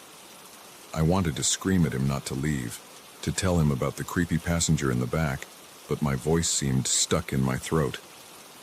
I watched helplessly as he exited the bus, leaving me alone with him. In the darkness, I could no longer see the hooded figure in the mirror, but I could feel his presence, oppressive and menacing. The silence stretched on, broken only by my own ragged breathing. Then, I heard it. Soft footsteps, moving slowly up the aisle of the bus. Panic surged through me. I had to get out of there. Without thinking, I bolted from my seat, stumbling towards the front of the bus. My hands shook as I wrestled with the door, finally managing to push it open. I tumbled out onto the road, the cool night air hitting me like a slap to the face. The driver was nowhere to be seen. Had it been minutes since he left, or hours? Time seemed to have lost all meaning. I started running, my feet pounding against the asphalt. I didn't know where I was going, only that I had to get away. Behind me, I heard the bus door open again. He was coming after me. My lungs burned as I ran, pushing myself harder than I ever had before. But no matter how fast I went, I could hear him behind me, his footsteps steady and relentless. Just when I thought I couldn't go on any longer, I saw lights ahead. A gas station, its fluorescent glow a beacon of hope in the darkness. With a final burst of energy, I sprinted towards it. I burst through the door, startling the sleepy-looking attendant behind the counter. "Please," I gasped. "You have to help me. There's someone after me." The attendant's eyes widened as he took in my disheveled appearance. He reached for the phone, already dialing as he asked, "What happened? Who's after you?" But as I turned to point out the window, to show him my pursuer, I realized something that made my blood run cold. There was no one there. The road was empty, stretching out into the darkness in both directions. The police arrived a short while later, their questions only adding to my confusion and fear. They found no sign of the hooded figure, no evidence of anyone following me. The bus was where we'd left it, the driver working on the engine, completely unaware of what had transpired. As the adrenaline wore off, doubt began to creep in. Had I imagined it all? Was it possible that the stress of grad school and lack of sleep had caused me to hallucinate? But even as I tried to rationalize what had happened, I couldn't shake the memory of those eyes, that unwavering gaze that had followed me through the night. Real or not, the fear had been genuine. The police offered to drive me back to campus, an offer I gratefully accepted. As we drove away from the gas station, I couldn't help but look back one last time. And there, just for a moment, I thought I saw a hooded figure standing at the edge of the light, watching me go. I never took the night bus again after that. The incident left me jumpy and paranoid for weeks, jumping at shadows and avoiding being alone in public spaces. My friends and family were concerned, suggesting therapy or medication to help with what they saw as an anxiety disorder.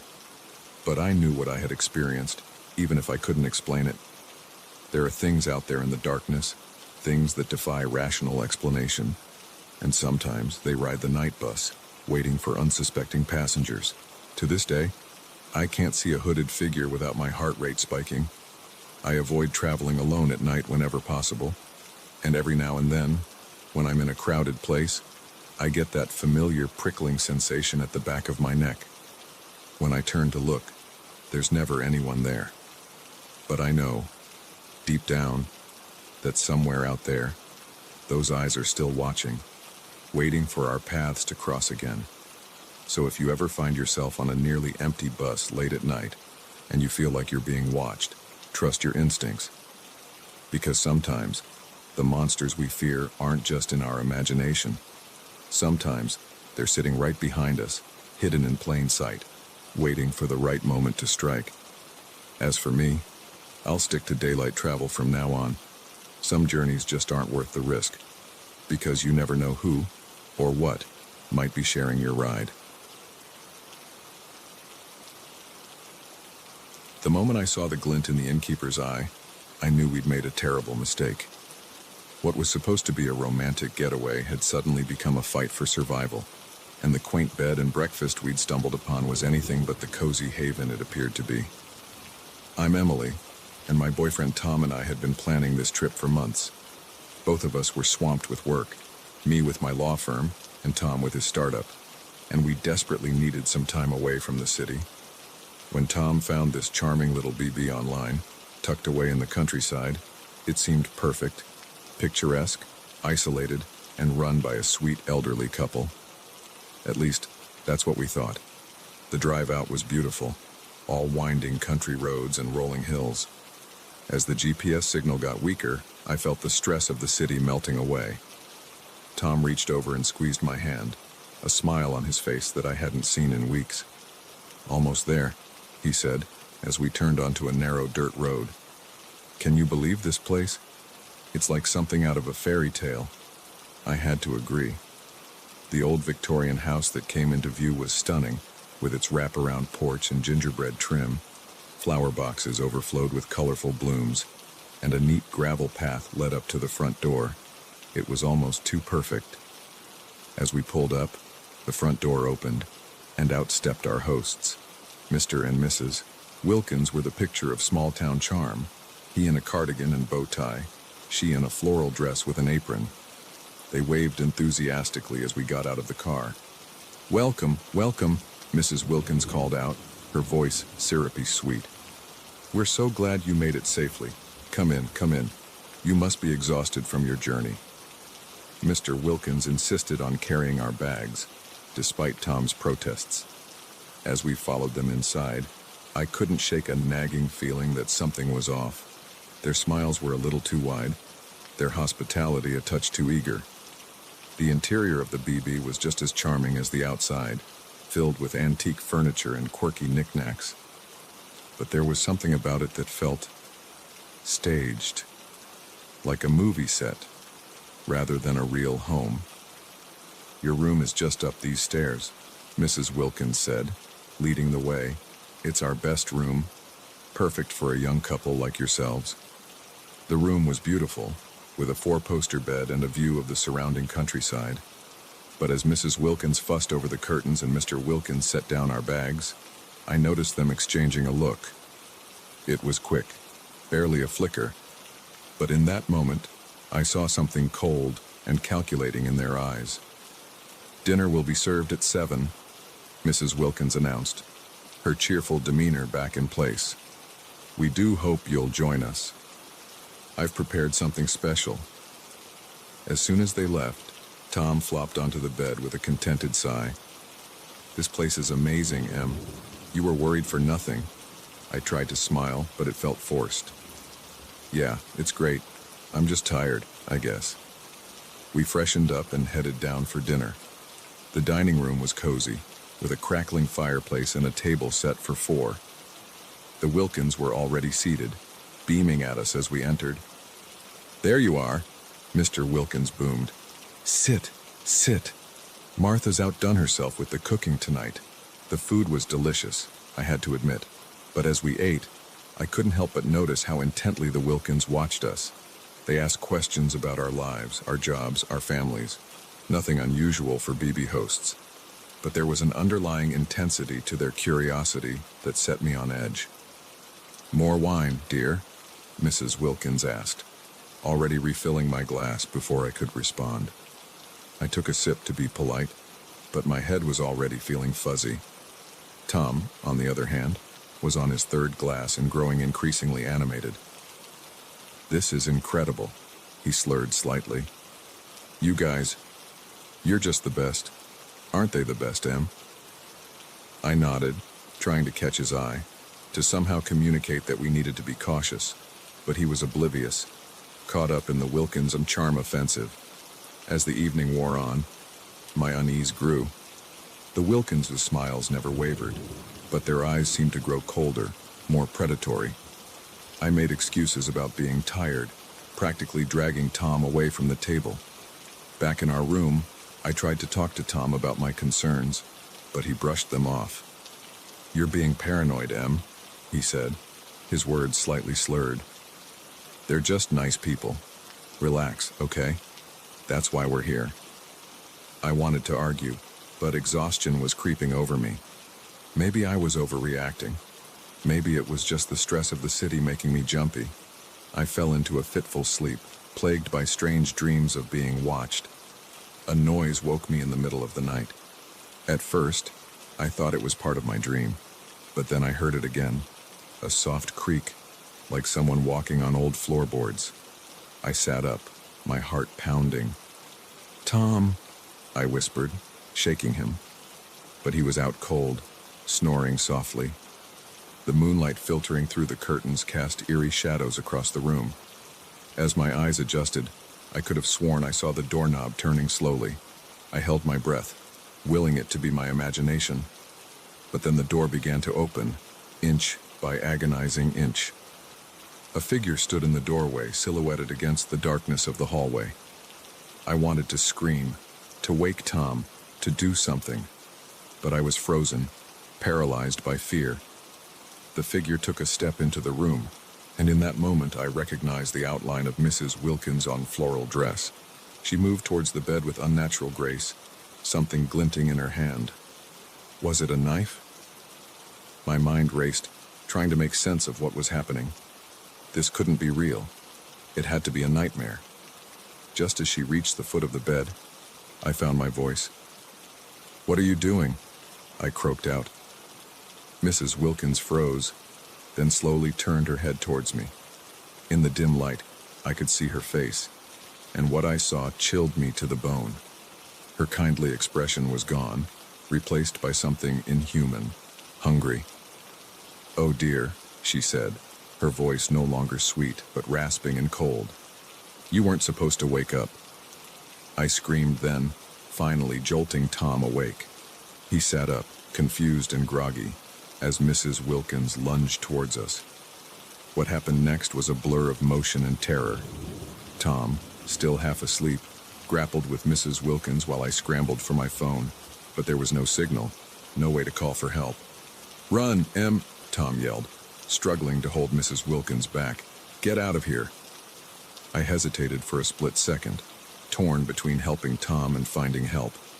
But then Mr. Wilkins appeared in the doorway, his kindly demeanor replaced by the same predatory look as his wife. I made a decision then, one that would haunt me. I ran, past Mr. Wilkins, down the stairs, my bare feet slapping against the cold wooden floors. I could hear Tom shouting, the sounds of a struggle, but I didn't look back. I burst out of the front door into the cool night air, gasping and sobbing. The gravel path cut into my feet as I ran towards our car, fumbling for the keys in my pajama pocket. Just as I reached the car, I heard the front door of the BB slam open. Mr. Wilkins stood on the porch, his face twisted into something barely human. "You can't leave," he called out, his voice a guttural growl. "No one ever leaves." With shaking hands, I managed to unlock the car and throw myself inside, locking the doors just as Mr. Wilkins reached it. He pounded on the window, his face pressed against the glass, eyes wild and hungry. I turned the key, praying the engine would start. For one heart-stopping moment, it just sputtered. Then, mercifully, it roared to life. I threw the car into reverse, nearly running over Mr. Wilkins as I peeled out of the driveway.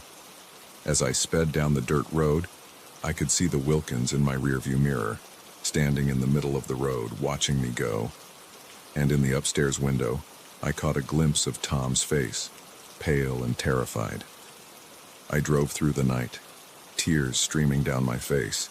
The image of Tom at the window burned into my mind. I should have made him come with me. I should have done something, anything, to save him. When I finally reached a town and found a police station, they didn't believe me. They said I was hysterical, that I must have had a nightmare or a bad reaction to something I ate. When they went to check out the BB, they found nothing. No Victorian house, no Wilkins, no Tom, just an empty field where I swore the house had stood. It's been 2 years since that night, and I haven't stopped searching for answers. I've scoured the internet, hired private investigators, even tried to go back to where the BB was supposed to be. But it's like it never existed. Sometimes, late at night, I still hear Mrs. Wilkins' voice rasping and cold. You weren't supposed to wake up. And I wonder, did I ever really wake up at all? Or am I still trapped in that nightmarish BB, living out some twisted fantasy of escape?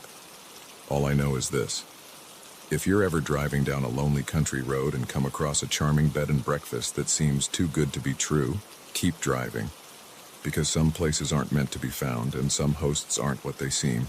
And if you're not careful, you might check in, but you'll never check out.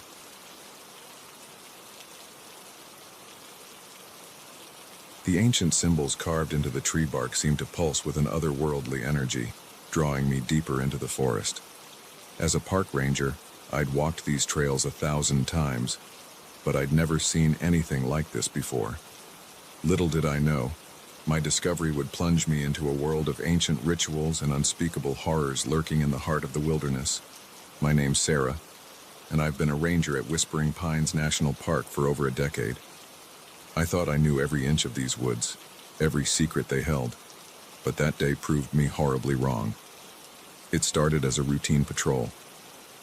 The autumn air was crisp, leaves crunching under my boots as I made my way along the lesser-used trails. I loved this time of year, the vibrant colors, the smell of decaying leaves, the quiet that settled over the forest as it prepared for winter. I was about 2 hours into my hike when I first noticed something odd. A tree just off the trail, with strange markings on its trunk. At first, I thought it might be vandalism. We'd had issues with that before. But as I got closer, I realized these weren't the work of bored teenagers or overzealous hikers. The symbols were intricate, clearly carved with precision and care. They looked ancient, reminiscent of Norse runes or Celtic knots, but unlike anything I'd ever seen in my archaeological studies. And there was something else. A faint glow emanating from the grooves, pulsing slowly like a heartbeat. I reached out to touch the carvings, my fingers trembling slightly. The moment my skin made contact, a jolt of energy shot through me, making me stumble back. The forest around me seemed to shift, the colors becoming more vivid, the sounds more intense. For a moment, I could have sworn I heard whispers on the wind, speaking in a language I couldn't understand. Shaking off the strange sensation, I pulled out my camera to document the find. But when I tried to take a picture, the screen went fuzzy, refusing to focus on the symbols. It was as if they didn't want to be captured. I made a note of the location, intending to report it to the park archaeologist, but as I turned to continue my patrol, I noticed more symbols on a nearby tree, and another beyond that. They formed a trail, leading deeper into the forest, away from the marked paths. Every instinct told me to turn back, to call for backup before investigating further. But curiosity got the better of me. I had to know where these symbols led, what they meant. As I followed the trail of marked trees, the forest around me began to change. The trees grew denser, their branches intertwining overhead to block out the sky. The air became heavy and thick, filled with an earthy, almost metallic scent. And all the while, those whispers continued, growing louder with each step. I lost track of how long I'd been walking when I stumbled into a clearing. What I saw there made me freeze in my tracks, my breath catching in my throat. In the center of the clearing stood a circle of standing stones, each one at least 10 feet tall. They were covered in the same symbols I'd seen on the trees, but here they glowed brighter, their light pulsing in unison. The ground within the circle was bare. The grass and underbrush cleared away to reveal dark, rich soil. But it was what lay at the center of the stone circle that truly chilled me to the bone.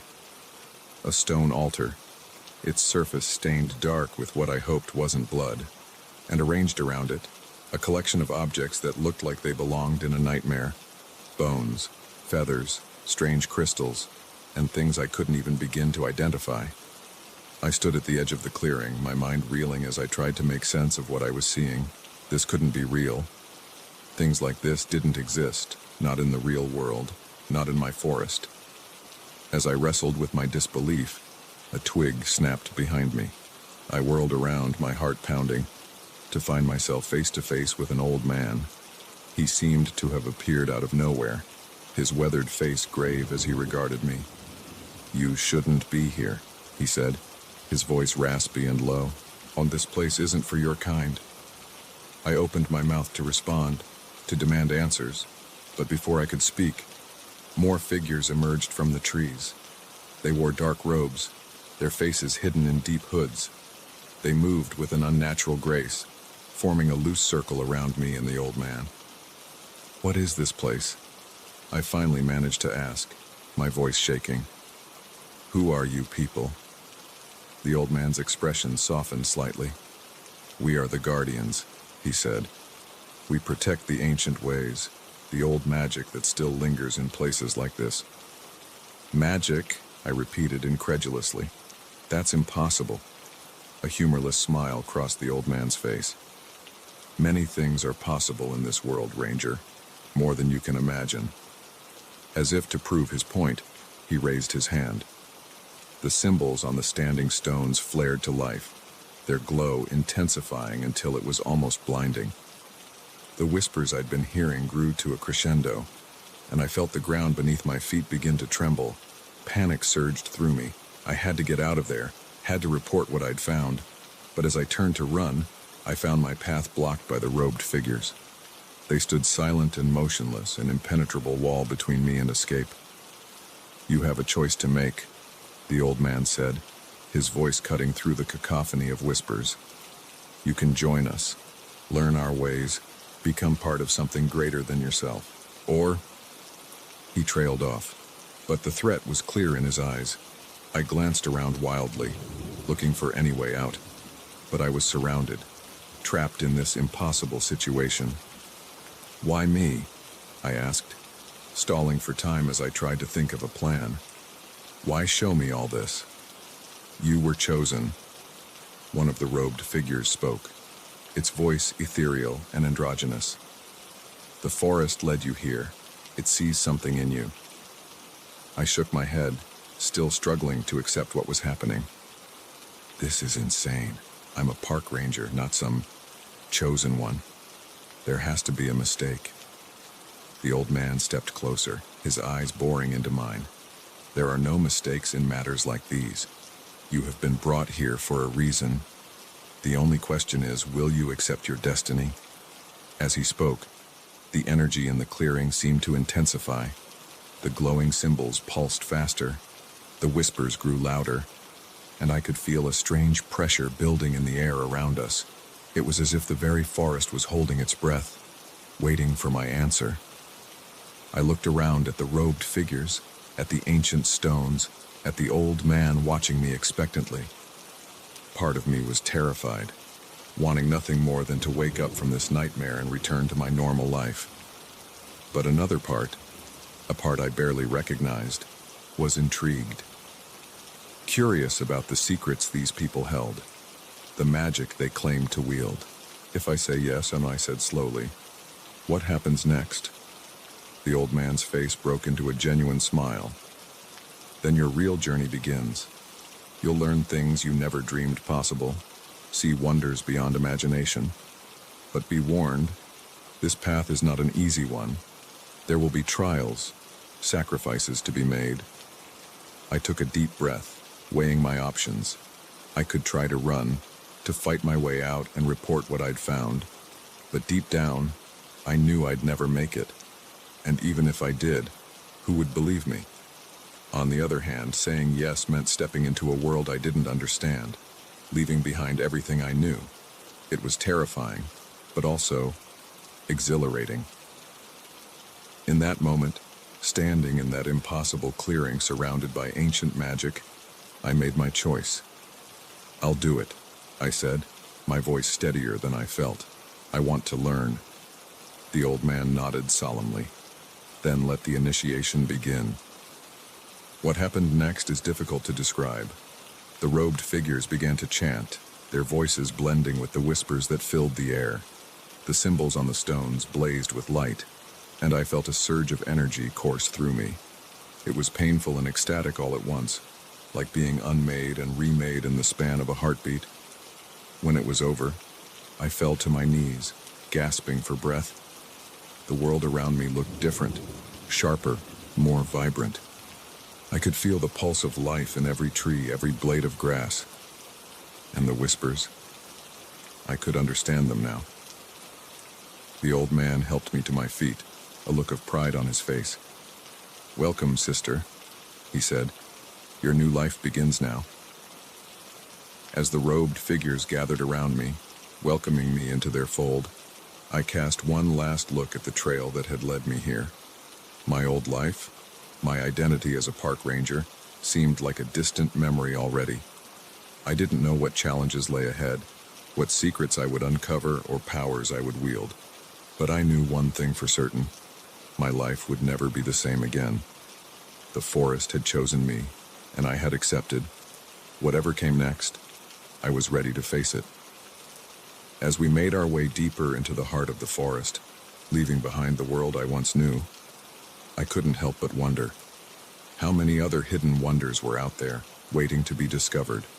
And how many other unsuspecting hikers might stumble upon them, forever changing the course of their lives? The forest, it seemed, held far more secrets than I could have ever imagined, and I was now one of them. The first time I saw the other truck's headlights in my rearview mirror, I thought nothing of it. By the third time, I knew I was being hunted. The icy highway stretched endlessly before me, a ribbon of black in a sea of white, and somewhere out there in the darkness, a predator was stalking its prey. My name's Mike, and I've been driving big rigs for the better part of 2 decades. I've seen my fair share of weird stuff on the road, but nothing could have prepared me for that night on Highway 16. It started off as a typical long-haul run. I was hauling a load of electronics from Seattle to Anchorage, a route I'd done dozens of times before. The weather report had warned of a storm coming in, but I figured I could outrun it if I pushed through the night. As the sun set, the temperature dropped rapidly. Snow began to fall, softly at first, then harder. I flicked on my wipers, squinting through the windshield at the road ahead. The highway was empty save for my truck, everyone else having the good sense to hole up for the night. That's when I first noticed the headlights behind me. They appeared suddenly, as if the truck had materialized out of thin air. I didn't think much of it at first, probably just another driver trying to make good time before the storm hit in earnest. But as the minutes ticked by, I realized something was off. The truck behind me was maintaining a constant distance, not attempting to pass even when the road widened. Every time I glanced in my mirror, those headlights were there, unwavering. A chill that had nothing to do with the temperature ran down my spine. I tried to shake off the feeling of unease, telling myself I was just jumpy from too many hours on the road and too much caffeine. But the nagging sense of wrongness persisted. I decided to test my theory. At the next straight stretch, I eased off the gas, slowing my rig down. The truck behind me slowed too, maintaining that same eerie distance. My heart began to race. This wasn't normal behavior. Okay, Mike, I muttered to myself. Let's see what this guy's game is. I pressed down on the accelerator, pushing my truck faster than was strictly safe given the worsening weather conditions. The other truck matched my speed exactly, those headlights burning bright in my mirrors. Now I was really starting to freak out. Who was this person? What did they want? My mind raced through possibilities, each more terrifying than the last. Highway robbery, some sick game of cat and mouse. I reached for my CB radio, intending to call for help, but all I got was static. The storm must have been interfering with the signal. I was on my own. The snow was falling harder now, reducing visibility to almost nothing. I could barely see the road in front of me, let alone any turnoffs or places I might be able to pull over and lose my pursuer. All I could do was keep driving, hoping to outlast whoever was behind me. Hours seemed to pass, though my dashboard clock told me it had only been about 45 minutes since I first noticed the other truck.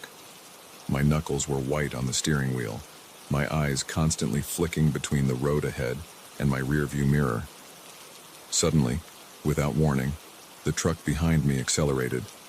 It pulled up alongside me, and for the first time, I got a good look at it. It was an older model, its once white paint now a dirty gray. But what really caught my attention was the driver, or rather, the lack of one. The cab of the truck was empty.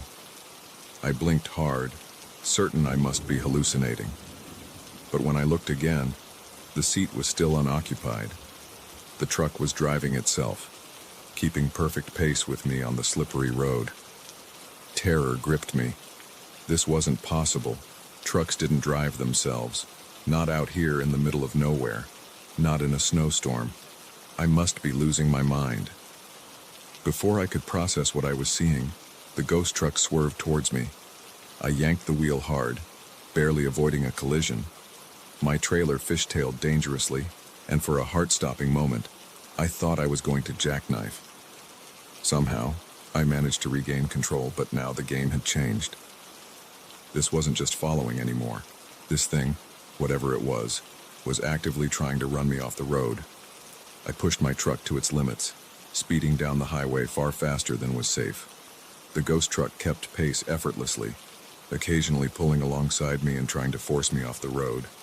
Each time, I managed to evade it, but I knew I couldn't keep this up forever. My mind raced, trying to figure out a way out of this nightmare. There had to be a town coming up soon, or a highway patrol outpost or something. But all I could see through the swirling snow was more road, stretching endlessly into the night. As I rounded a curve, my headlights illuminated something ahead, a bridge spanning a deep ravine. An idea formed, desperate and dangerous, but it was the only plan I had. I eased off the accelerator slightly, allowing the ghost truck to pull up beside me. Then, just as we hit the bridge, I slammed on my brakes and wrenched the wheel to the right. My truck skidded sideways, the trailer jackknifing behind me. I felt a bone-jarring impact as the ghost truck slammed into my trailer. For a moment, we were locked together, sliding across the icy bridge. Then, with a screech of tearing metal, the ghost truck broke free. I watched in my mirror as it careened off the bridge, plummeting into the darkness below. I managed to bring my own truck to a stop, the cab hanging precariously over the edge of the bridge. For a long moment, I just sat there, hands shaking, breath coming in ragged gasps. When I finally worked up the courage to look over the edge of the bridge, there was nothing there. No wreckage, no sign of impact in the snow-covered valley below. It was as if the ghost truck had never existed. I don't know how long I sat there trying to make sense of what had happened. Eventually, I managed to back my truck off the bridge and continue my journey. The storm cleared as suddenly as it had begun, leaving behind a clear, star-filled sky. When I finally reached Anchorage, nearly 12 hours later than scheduled, I tried to report what had happened. But who would believe me? A ghost truck that drove itself and tried to run me off the road. They'd think I was drunk or sleep-deprived or just plain crazy. So I kept it to myself, delivered my cargo, and tried to forget. But I couldn't shake the memory of those headlights in my mirror, the empty cab of the truck that had hunted me through the night. I still drive that route sometimes. And every time I do, I find myself watching my mirrors a little more closely, especially when the snow starts to fall. Because out there on the lonely highways of the north, where the night seems to go on forever and the storms can appear out of nowhere, anything is possible. And sometimes, just sometimes, I swear I see a pair of headlights in the distance, following just a little too close for comfort. When that happens, I push my truck a little faster, grip the wheel a little tighter, and pray that I make it through the night. Because now I know the truth. The roads we travel aren't always as empty as they seem, and not all the dangers out there can be explained by the laws of nature or man. So if you're ever driving on a lonely highway late at night, and you see a truck in your rearview mirror that seems to be following just a little too close, don't assume it's just another driver. It might be something else entirely. Something that hunts in the darkness, on roads where the living fear to tread. And if you see it, do what I did. Drive fast, drive smart, and whatever you do, don't look in the cab. Because some things, once seen, can never be unseen. And the ghost truck is always out there, waiting for its next victim on the endless highways of the night.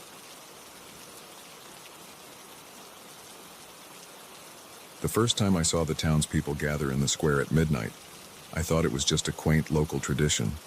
By the third time, I knew I had stumbled upon something far more sinister. This sleepy little town was harboring a dark secret, and my curiosity was about to put me in grave danger. My name's Alex, and I'd moved to Millbrook just 2 months ago to take a job as the town's new social worker. Fresh out of grad school and eager to make a difference, I thought a small town would be the perfect place to start my career. Little did I know, I was walking into a nightmare. Millbrook seemed picture perfect at first glance. Charming Victorian houses lined the streets, flowers bloomed in every yard, and everyone greeted me with a smile. But there was something off about those smiles, something that didn't quite reach the eyes. I first noticed it with Mrs. Henderson, an elderly woman I was helping to sign up for meal delivery.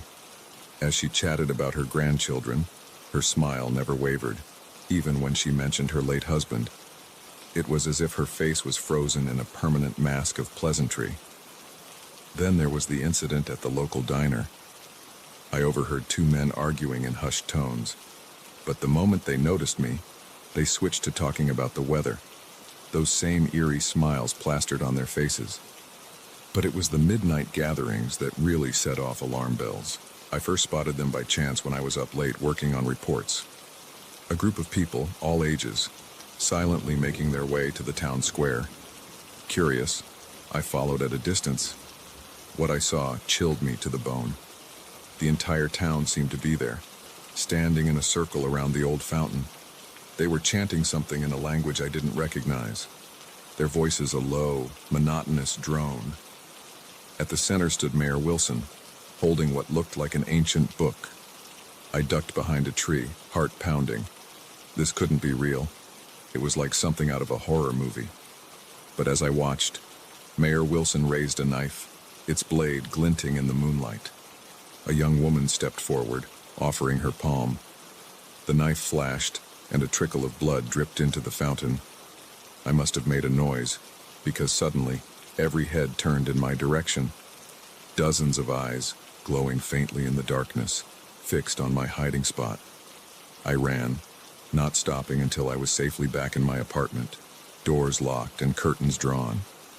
The next day, everything seemed normal. People went about their business, smiling and waving as if nothing had happened. But now I noticed the subtle wrongness, the too perfect lawns, the way everyone moved with an almost mechanical precision, the complete lack of crime or discord in a town this size. I tried to convince myself I had imagined it all, that stress and lack of sleep had caused some sort of hallucination. But deep down, I knew what I had seen was real. I started digging, cautiously at first. I combed through old newspaper archives, looking for anything unusual in the town's history. What I found was disturbing. Every few years, there would be a spate of missing persons cases, tourists, drifters, new residents who didn't stay long, all vanished without a trace. The deeper I dug, the more horrifying the picture became. Millbrook had been founded by a cult back in the 1800s, a group that believed in sacrificing outsiders to ensure prosperity and longevity for its members.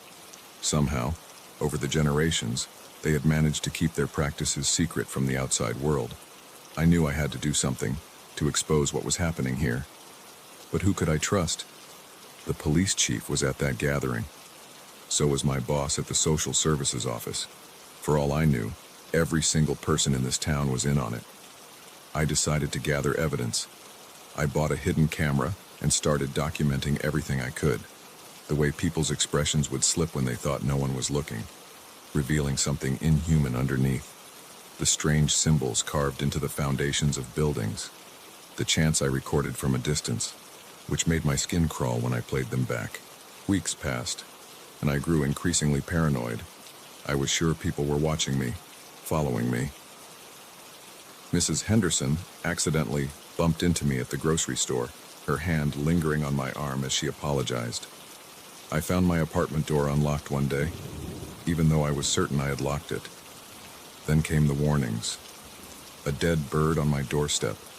A note in my mailbox that simply read, "Leave or join us." My car's brake lines mysteriously cut. I knew I had to get out, to take my evidence to the authorities. But every time I tried to leave town, something would go wrong. My car would break down. A sudden storm would wash out the road. Once, I even found myself driving in circles, somehow ending up back in Millbrook no matter which direction I went.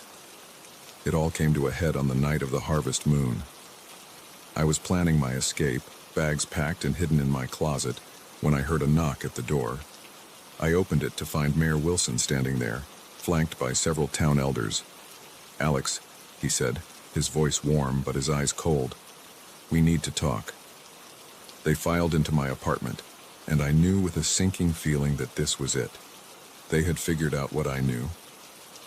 "You've been quite curious about our little town," Mayor Wilson said, settling into my armchair like he owned the place. "We appreciate curiosity, Alex.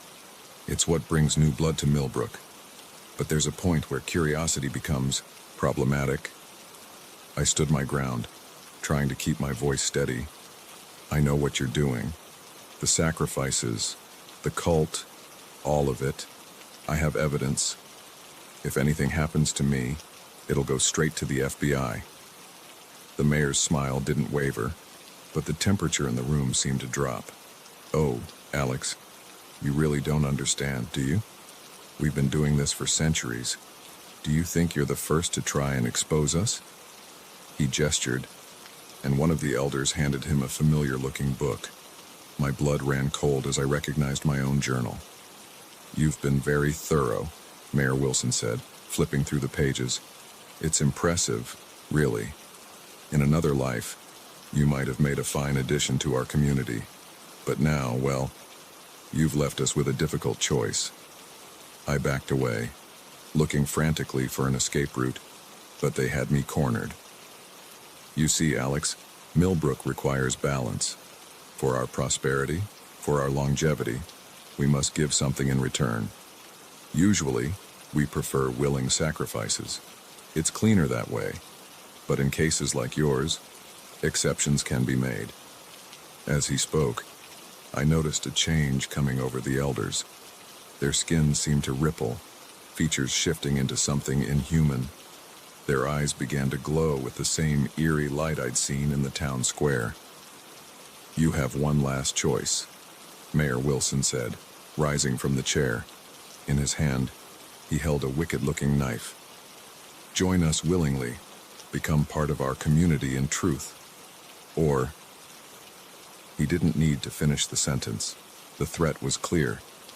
In that moment, with inhuman creatures closing in around me and a madman offering me accursed salvation, I made my choice. I ran.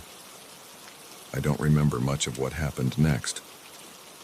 There was a chase through the darkened streets of Millbrook, the entire town seeming to come alive with malevolent purpose.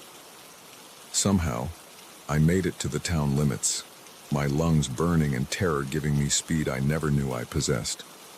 As I crossed the invisible boundary, I heard an unearthly howl behind me. Looking back, I saw the townsfolk stopped at the edge of Millbrook, unable or unwilling to step beyond its borders.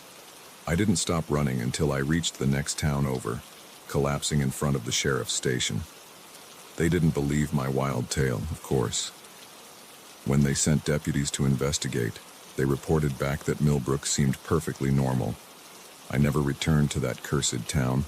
I left the state, changed my name, tried to start a new life, but I can never shake the memories of what I saw there, or the knowledge that somewhere out there, an entire town of monsters continues its dark rituals, hidden in plain sight.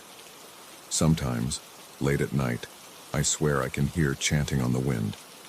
And I wonder, how many other Millbrooks are out there, their sinister secrets masked behind picket fences and friendly smiles? How many unsuspecting people are drawn into their web, never to be seen again? I may have escaped, but the horror of Millbrook will haunt me forever. And I know that somewhere out there, Mayor Wilson and his inhuman followers are watching, waiting for the day I let my guard down. Because once you've seen behind the mask, there's no going back. You're either with them, or you're their next sacrifice. The laughter echoed through the empty corridors, a chilling sound that made the hair on the back of my neck stand up. It wasn't the jovial laughter of patients enjoying a moment of levity. No, this was something else entirely, a sound that had no place in a psychiatric hospital at 2 a.m. I'm Nurse Sarah, and I've been working the night shift at Evergreen Psychiatric Hospital for the past 5 years. I thought I'd seen it all. Violent outbursts, bizarre delusions, the works, but nothing could have prepared me for that night. It started as a typical shift. I made my rounds, checking on patients and administering medications. The hospital was quiet, save for the occasional muffled snore or creak of the old building settling. I was at the nurse's station, catching up on paperwork, when I first heard it. A soft giggle, barely audible over the hum of the fluorescent lights. I looked up, frowning. It was coming from down the hall, near room 237. That was odd. The patient in 237, Mr. Johnson, was heavily sedated. He shouldn't have been awake, let alone laughing. I got up to investigate, my footsteps echoing in the empty corridor. As I approached room 237, the laughter grew louder, more maniacal. My hand hesitated on the doorknob. Something felt wrong, very wrong. Taking a deep breath, I pushed the door open. The room was dark, illuminated only by the faint glow of the monitoring equipment. Mr. Johnson lay in his bed, exactly as he should be, still and silent. The laughter had stopped. I checked his vitals. Everything normal. But as I turned to leave, I caught a glimpse of movement in the corner of my eye. I whirled around, heart pounding, but there was nothing there, just shadows and medical equipment. "Get a grip, Sarah," I muttered to myself. "You're letting your imagination run wild." Back at the nurse's station, I tried to focus on my paperwork, but I couldn't shake the feeling of unease that had settled over me. The hospital felt different somehow, as if the very air had changed. That's when I heard it again. Laughter, this time from the opposite direction. It was coming from the day room, a space that should have been empty and locked at this hour. Against my better judgment, I went to check it out.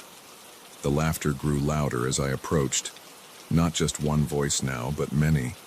It sounded like a party in full swing. I fumbled with my keys, hands shaking slightly as I unlocked the day room door. The laughter cut off abruptly as I swung it open. The room was empty, chairs neatly stacked against the wall. No sign of any patients, no reason for the sounds I'd heard. But the air felt charged, as if something had just vacated the space. I backed out of the room, locking the door behind me. My heart was racing, palms sweaty. What was going on? I decided to do a full sweep of the ward, checking each patient's room. Everything seemed normal at first. Patients sleeping peacefully, monitors beeping steadily. But with each room I checked, the feeling of wrongness grew stronger. It was in room 252 that I saw it, just for a second, as I was turning to leave. A shadow, darker than the surrounding darkness, moving across the wall. It wasn't cast by anything in the room. It moved independently, flowing like smoke. I blinked hard, and it was gone. But I knew what I'd seen. My rational mind tried to explain it away. A trick of the light, exhaustion playing tricks on me. But deep down, I knew better. Back at the nurse's station, I found my colleague, Mike, had arrived for his medication rounds. The sight of another person was immensely comforting. "Mike," I said, trying to keep my voice steady, "have you noticed anything strange tonight?" He looked at me quizzically. "Strange how?" I hesitated, not wanting to sound crazy. "Just odd noises, shadows where they shouldn't be." Mike's expression changed, a flicker of something, fear, crossing his face before he composed himself. "It's probably nothing. This old building makes all sorts of noises." But I could tell he was holding something back. "Mike, what aren't you telling me?" He sighed, glancing around as if afraid of being overheard. "Look, I didn't want to say anything because I thought I was imagining it. But since you asked, yeah, I've been seeing things, hearing things. It's been getting worse over the past few weeks." A chill ran down my spine. "What kind of things?" "Shadows moving on their own, whispers when there's no one around, and the patients." He trailed off, looking uncomfortable. "What about the patients?" I pressed. "They've been talking about seeing things too, even the ones who are usually lucid. They say there's something in the hospital, something that comes out at night." I was about to respond when a scream cut through the air, high-pitched and terrified. We both jumped, then raced towards the sound. It was coming from room 224, home to Angela, a schizophrenic patient who was usually calm on her meds. We burst into the room to find Angela huddled in the corner, her eyes wide with fear. "They're here!" she shrieked. "Can't you see them? They're everywhere!" I approached her cautiously. "Angela, it's okay. You're safe. There's nothing here." But as I said it, I saw movement out of the corner of my eye. The shadows in the room seemed to be shifting, coalescing into shapes that were almost human, but not quite.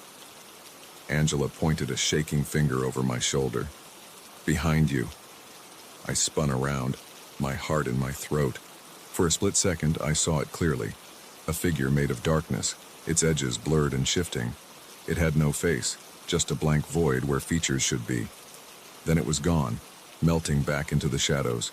Mike had seen it too, judging by his pale face and shocked expression. "What the hell was that?" he whispered. Before I could answer, the lights began to flicker. The temperature in the room plummeted, our breath visible in the suddenly frigid air. Angela's terrified whimpers were drowned out by a chorus of whispers that seemed to come from everywhere and nowhere at once. The shadows were moving again, but this time they didn't retreat. They grew, spreading across the walls and floor, reaching out with tendrils of darkness. I felt a touch on my arm, cold as ice and undeniably real. "Run!" I yelled, grabbing Angela with one hand and Mike with the other. We bolted from the room, the whispers rising to a feverish pitch behind us. The entire ward was in chaos.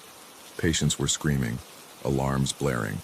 The shadows pursued us, flowing down the corridors like a flood of ink. We ran for the exit, but the doors wouldn't budge. "The emergency exit?" Mike gasped. "In the basement."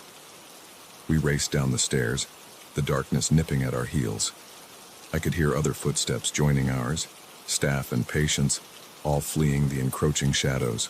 The basement was pitch black, but Mike found the emergency exit, slamming into the push bar. For one heart-stopping moment, I thought it wouldn't open. Then it gave way, and we spilled out into the cool night air. We didn't stop running until we reached the parking lot.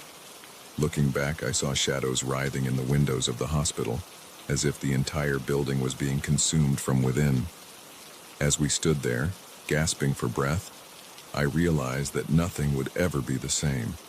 We had seen something that defied explanation, something that shattered our understanding of reality. The authorities arrived soon after. Drawn by the alarms and our frantic calls, they evacuated the building, but found no trace of the shadows or anything unusual. The official report blamed a gas leak for the mass hallucination, but I know what I saw. What we all saw.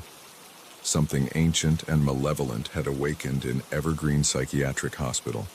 Whether it was always there, feeding on the fears and delusions of the patients, or whether it was summoned by some unknown force, I'll never know. I quit my job the next day. I couldn't bring myself to set foot in that building again. Many others did the same. The hospital closed down shortly after, unable to recover from the scandal and unable to hire new staff willing to work there. Sometimes, when I drive past the abandoned building at night, I swear I can hear faint laughter echoing from its dark windows. And I wonder, is it really empty? Or did we just leave those poor souls behind to face the darkness alone? I don't know if I'll ever have answers. But one thing's for certain. I'll never look at shadows the same way again. Because now I know that sometimes the things we dismiss as tricks of the light or figments of our imagination are all too real. And they're waiting, in the dark corners of old buildings and the recesses of our minds, ready to emerge when the night is long and our guard is down.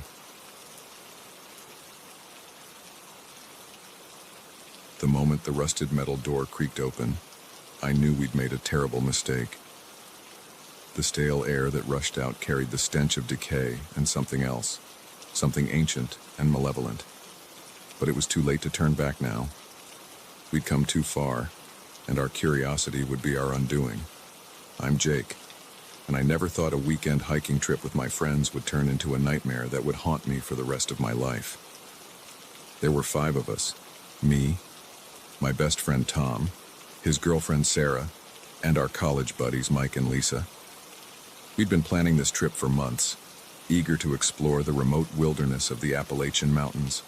The hike started off great. The weather was perfect, cool and crisp, with a clear blue sky overhead. We joked and laughed as we made our way along the trail, taking in the breathtaking views of the forest-covered mountains. It was Tom who first spotted the old mine shaft. We'd gone off the main trail, looking for a shortcut back to our campsite, when he called out, "Hey guys, check this out." We gathered around, peering at the half-hidden entrance partly obscured by overgrown vegetation. The wooden supports were rotted and sagging, and a rusted sign warned of danger. But there was something enticing about it, a mystery begging to be explored. "We shouldn't go in there," Sarah said, voicing the concern we all felt. "It's not safe." But Mike, always the daredevil, was already pulling out his flashlight. "Come on, where's your sense of adventure? We'll just take a quick look." I should have sided with Sarah, should have insisted we turn back, but the allure of the unknown was too strong. "Yeah, just a quick peek," I found myself saying. What's the worst that could happen? Those words would come back to haunt me. The entrance was narrower than it looked, and we had to squeeze through one at a time. The beam of Mike's flashlight barely penetrated the gloom, revealing a tunnel that stretched into darkness. The air was thick and musty, and I could hear water dripping somewhere in the distance. "This is awesome," Tom whispered, his voice echoing slightly. "Imagine what we might find down here." We moved deeper into the mine, our excitement slowly giving way to a growing sense of unease. The tunnel twisted and turned, leading us further underground. I tried to keep track of our route, but it soon became impossible. We were lost in a maze of dark passages. That's when we found the first body. Mike's flashlight beam swept across it, and for a moment, we all froze in horror. It was little more than a skeleton, clothed in the tattered remains of what might have been mining gear. But it wasn't an old corpse. The bones were clean, as if they'd been picked clean recently. "And we need to get out of here," Lisa said, her voice shaking. "Now." But as we turned to leave, we realized with growing panic that we couldn't remember which way we'd come. Every tunnel looked the same in the dim light of our flashlights. "Okay, let's not panic," I said, trying to keep my voice steady. "We'll pick a direction and stick to it. We're bound to find the exit eventually. We chose a tunnel at random and started walking, but with each step, the feeling that we were going deeper into the mine grew stronger. The air became colder, and the silence was broken only by the sound of our breathing and the occasional drip of water. That's when we heard it, a sound that made my blood run cold. It was a low, guttural growl, echoing from somewhere in the darkness behind us. "What was that?" Sarah whispered, clutching Tom's arm. Before anyone could answer, we heard it again, closer this time, and then, in the beam of our flashlights, we saw something move. It was unlike anything I'd ever seen before. At first, I thought it was a man, but as it came closer, I realized how wrong I was. Its body was emaciated, skin stretched tight over elongated limbs. Its face was a nightmare, sunken eyes that glowed faintly in the dark, and a mouth full of sharp, needle-like teeth. We ran. Panic gave us speed, and we tore through the tunnels, no longer caring about finding the exit, just desperate to get away from the creature behind us. I could hear its snarls echoing off the walls, growing louder as it gained on us. We burst into a large cavern, and for a moment, I thought we might have found a way out. But then our flashlights revealed the horror that awaited us. The cavern was filled with bones, hundreds, maybe thousands of skeletons scattered across the floor, and they weren't all human. Some were twisted, malformed, as if they belonged to creatures that should not exist. "Oh God," Lisa whimpered. "What is this place?" But we had no time to ponder the question. The creature burst into the cavern behind us, and it wasn't alone. More of them poured in from other tunnels, their eyes gleaming with hunger. "There," Tom shouted, pointing to a narrow crevice in the far wall. "We might be able to squeeze through." It was our only chance. We ran for it, the creatures hot on our heels. I could feel their hot breath on the back of my neck as we reached the crevice. Sarah went first, then Lisa. Mike was next, but as he tried to squeeze through, he got stuck. I could see the terror in his eyes as he realized he was trapped. "Go," he shouted at Tom and me. "I'll hold them off." I wanted to argue, to try and pull him free, but there was no time. The creatures were upon us. Tom shoved me towards the crevice and I squeezed through, the rough stone scraping my skin. The last thing I saw before the darkness swallowed me was Mike, turning to face the horde of monsters, his face set in grim determination. We emerged on the other side, in a tunnel that sloped upwards. Hope surged through me. This had to lead to the surface. We ran, our lungs burning, driven by the sounds of pursuit that still echoed behind us. Finally, mercifully, we saw light ahead. With a last burst of speed, we burst out of the mine into the fading daylight. We didn't stop running until we reached our campsite, collapsing on the ground, gasping for air. It was only then that the full horror of what had happened hit us. Mike was gone, left behind in that nightmare cavern, and we had no idea if the creatures could follow us out into the world above. We broke camp in record time, not even bothering to pack everything up. The hike back to our car was a blur of fear and exhaustion. We drove straight to the nearest police station, but our story was met with skepticism and concern for our mental state. A search party was sent out, but they found no trace of Mike or the mine entrance we'd described. It was as if the whole thing had vanished, swallowed up by the mountains. In the days and weeks that followed, we tried to make sense of what had happened. Had it all been some sort of shared hallucination, a bad trip from some toxic gas in the mine? But deep down, we all knew the truth. What we'd seen was real, no matter how impossible it seemed. We made a pact never to speak of it again, to try and move on with our lives. But the nightmares persisted. In my dreams, I'm back in that cavern, surrounded by bones and glowing eyes, hearing Mike's final shout echoing in the darkness. I've never gone hiking again. The others, as far as I know, haven't either. We've drifted apart, each of us dealing with the trauma in our own way. But sometimes, late at night, I'll get a text from one of them, just a single word: remember. And I know they're lying awake too, haunted by the memories of what we found in that mine. I don't know what those creatures were or why they were there. Some ancient, underground species. The results of some terrible experiment. Or something even worse. Something not of this world. I'll probably never know. But one thing's for certain. There are things in this world that defy explanation. Horrors lurking just below the surface of what we think we know. And sometimes, curiosity leads us to places we were never meant to go. So if you're ever hiking in the mountains and you come across an old, abandoned mine shaft, do yourself a favor. Keep walking. Don't look back. And whatever you do, don't go inside. Because you never know what might be waiting in the darkness, hungry for its next victim. As for me, I'll stick to the well-traveled paths from now on, always looking over my shoulder, always wondering if one day those creatures might find their way to the surface. And if they do, God help us all. The first twig snap could have been a deer, the second maybe a raccoon, but the third, followed by that low, guttural growl. That's when I knew our family camping trip had just become a fight for survival. My name's Jack, and I've been taking my family camping for years. My wife, Sarah, and our kids, Emma, 10, and Liam, 8, always looked forward to our annual retreat into nature.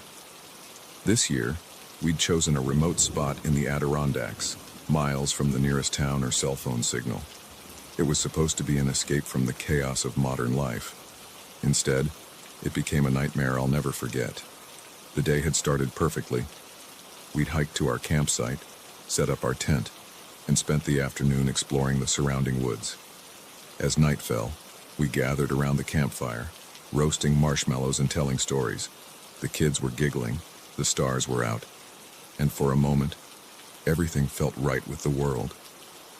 It was just after midnight when I first heard it, a rustling in the undergrowth, too heavy to be small wildlife. I sat up, alert, my eyes straining to pierce the darkness beyond our campfire's glow. "What is it, honey?" Sarah asked, noticing my tension. I forced a smile. "Probably nothing, just gonna check it out." I grabbed our flashlight and stood up, shining the beam into the woods. The light caught a pair of eyes, reflecting back at me for just a second before disappearing. "Dad?" Emma's voice was small, frightened. "What's out there?" "Just some animals, sweetheart," I said, trying to keep my voice calm. "Nothing to worry about.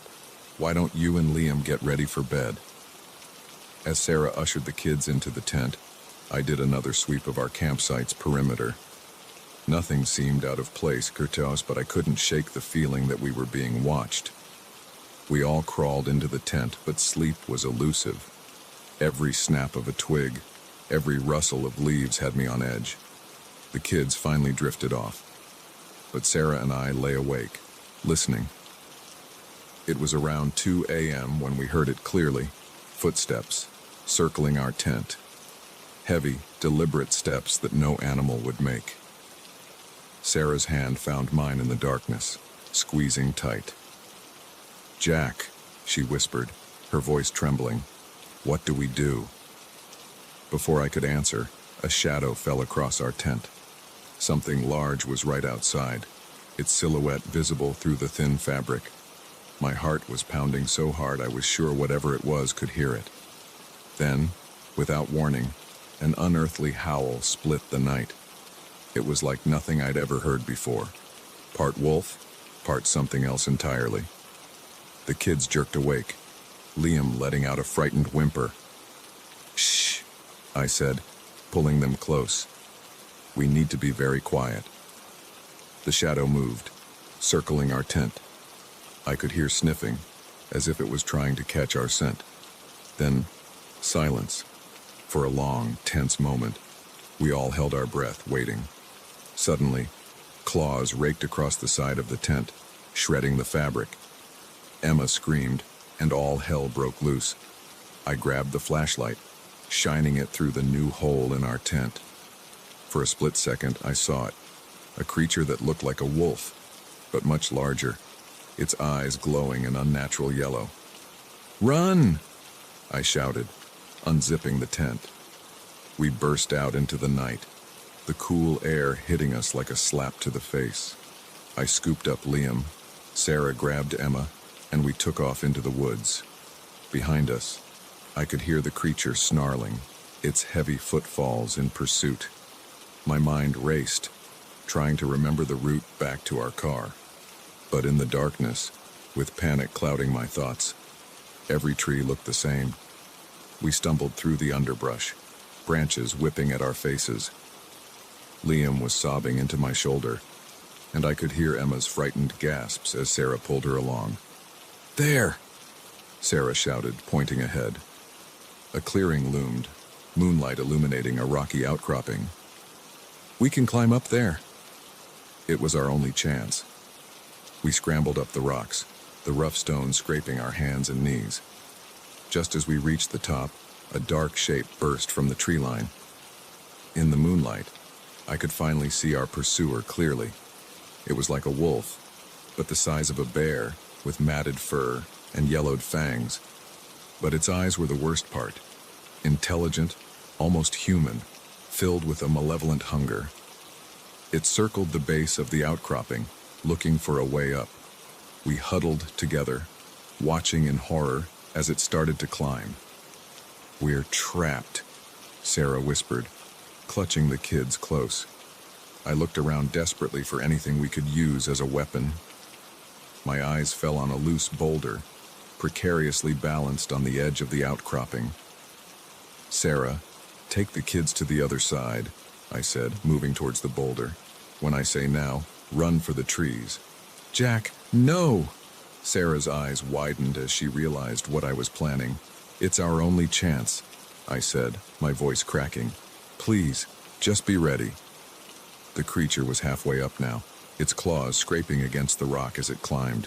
I positioned myself behind the boulder, my hands against its rough surface. Timing would be everything. Just as the creature reached the top, its massive paw appearing over the edge, I shoved with all my might. The boulder teetered for a heart-stopping moment, then began to roll. "Now!" I shouted. Sarah and the kids scrambled down the other side of the outcropping as the boulder picked up speed. The creature looked up just in time to see its doom approaching. There was an awful yelp, cut short by a sickening crunch as the boulder struck home. I slid down the rocks, my heart in my throat as I ran to where my family had disappeared into the trees. "Sarah! Kids! Here!" Sarah's voice called out. They emerged from behind a large oak, pale and shaking but alive. We didn't wait to see if the creature had survived. We ran through the woods, guided by pure adrenaline and the first faint light of dawn breaking through the trees. Somehow, miraculously, we found the trail back to our car. As we sped away from the campsite, the kids huddled in the back seat wrapped in emergency blankets. The full weight of what had happened began to sink in. We'd been attacked by something that shouldn't exist, something out of a nightmare. We drove straight to the nearest ranger station, but our story was met with skepticism. They sent out a search party, but found no sign of the creature or any unusual tracks. Our shredded tent and the remains of our campsite were the only evidence that anything had happened at all. In the days and weeks that followed, we tried to make sense of what we'd encountered. I scoured the internet for similar stories, for any explanation of what we'd seen. There were tales of dogmen, of werewolves, of creatures that lurked in the deep woods, but nothing quite matched what we'd experienced. The nightmares came every night. In my dreams, I'm back on that outcropping, but this time the boulder misses. I wake up in a cold sweat, reaching out to make sure Sarah and the kids are safe beside me. We never went camping again. The kids developed a fear of the dark that took years of therapy to overcome. Sarah and I found our marriage tested by the strain of what we'd been through, but ultimately strengthened by the shared trauma. Years have passed, but I still find myself looking over my shoulder when I'm outdoors at night. Every shadow seems to hide potential danger. Every rustle in the bushes sets my heart racing. I know now that there are things in this world that defy explanation, creatures that lurk just beyond the edge of civilization. Sometimes, on quiet nights when the wind is right, I swear I can hear a distant howl. It makes me wonder, Was our encounter just a fluke, or are there more of those creatures out there, waiting in the darkness for unsuspecting campers to stumble into their territory? I don't have answers, only questions that keep me up at night. But I do know this. The next time you're planning a camping trip, maybe stick to the crowded campgrounds, because out in the deep woods, where the shadows are long and the night is dark, you never know what might be watching, waiting for its chance to strike. As for me and my family, we'll stick to the safety of our backyard for our adventures from now on. Some risks just aren't worth taking, no matter how beautiful the wilderness might be, because now we know that sometimes, when you venture into nature, nature ventures back, with teeth and claws at the ready. The moment I found the first hidden camera, I knew this house held darker secrets than peeling paint and creaky floorboards. What started as a routine job preparing a property for sale quickly became a descent into a nightmare of voyeurism and obsession that would haunt me for years to come. My name's Alex, and I've been a real estate agent for over a decade. I've seen my fair share of quirky houses and eccentric former owners, but nothing could have prepared me for what I discovered at 42 Maple Street. It was a sunny Tuesday morning when I first pulled up to the old Victorian. The house had been left to the bank after its owner, a reclusive old man named Gerald Hoffman, had passed away with no apparent heirs. My job was simple: get the place cleaned up and ready for market. From the outside, it looked like any other neglected property. Paint peeling, gutters sagging, overgrown yard. Nothing I hadn't dealt with 100 times before. I let myself in with the key the bank had provided, breathing in the musty air of a home long unlived in. The interior was cluttered, but not unusually so for an elderly person living alone.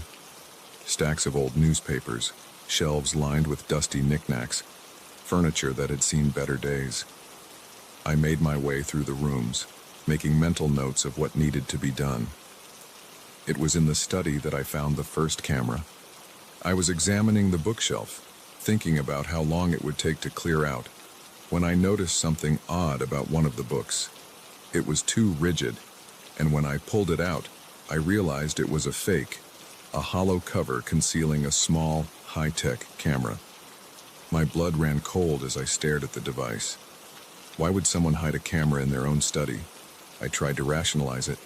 Maybe old Gerald was paranoid about burglars, but something in my gut told me this was just the tip of the iceberg. I was right. Over the next few hours, I found more cameras. They were everywhere, hidden in light fixtures, concealed behind paintings, tucked into the corners of rooms. Each discovery sent a fresh wave of unease through me. This wasn't paranoia. This was something far more sinister. But it was what I found in the basement that truly chilled me to the bone. The door was locked, but I managed to force it open. The stairs creaked ominously as I descended, my flashlight beam cutting through the darkness. And there, taking up half the basement, was a setup that belonged in a spy movie. Banks of monitors lined one wall, each connected to one of the hidden cameras I'd found upstairs. But it wasn't just the inside of the house that was under surveillance. There were views of the street, the neighbors, homes, even the inside of the house next door. My hands shook as I moved deeper into the room. The filing cabinets lined another wall, and when I opened one, I found it full of meticulously labeled folders. Each contained photos, notes, and what looked like transcripts of conversations. Gerald hadn't just been watching his neighbors.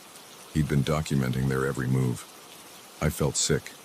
This was so much worse than I could have imagined. I needed to call the police to report what I'd found. But as I turned to leave, my flashlight beam caught something that made my heart stop. A door, hidden behind a stack of old boxes. A door that had no business being there. Every instinct screamed at me to run, to get out of that basement and never look back. But I couldn't. I had to know. The door wasn't locked. It swung open with a creak that seemed to echo in the silence of the basement. And there, in a room no bigger than a closet, was a bed. A small, neatly made bed with restraints attached to the frame. I stumbled backward, my mind reeling. This wasn't just voyeurism. this was something far more terrible.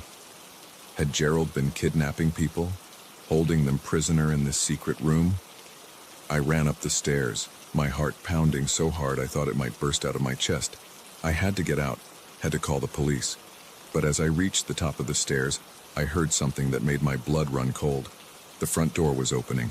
I froze, listening intently. Footsteps, moving through the house. But that was impossible. I had the only key. Unless Gerald wasn't as dead as everyone thought. Panic surged through me. I looked around frantically for a place to hide, acutely aware of the irony. In a house full of hidden surveillance equipment, I was now the one trying not to be seen. I ducked into a nearby closet, pulling the door closed just as the basement door creaked open. Through a crack, I could see a figure descending the stairs. It wasn't Gerald. This person was younger, moved more smoothly. A relative, perhaps. Someone who had inherited his twisted legacy. I held my breath, pressing myself against the back of the closet. I could hear them moving around in the basement, and then the unmistakable sound of computer equipment powering up. They were activating the surveillance system. Minutes stretched into what felt like hours.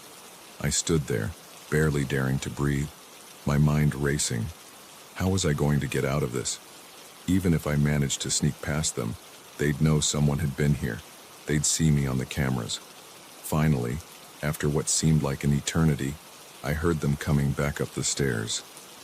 They paused at the top, and for a heart-stopping moment, I thought they were going to check the closet.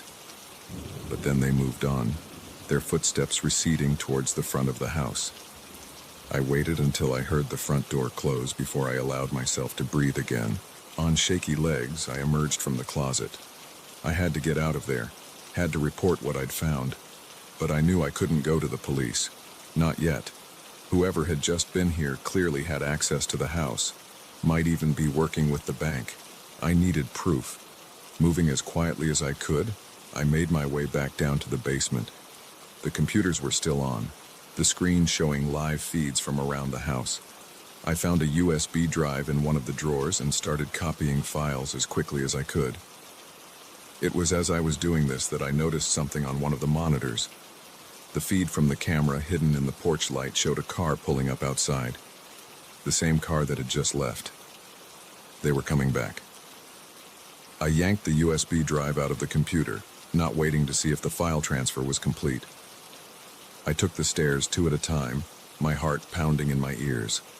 I could hear the key in the lock as I reached the top of the stairs. There was no time to think. I ran for the back door, fumbling with the lock. Behind me, I could hear the front door opening. With a final desperate shove, the back door gave way, and I burst out into the overgrown yard.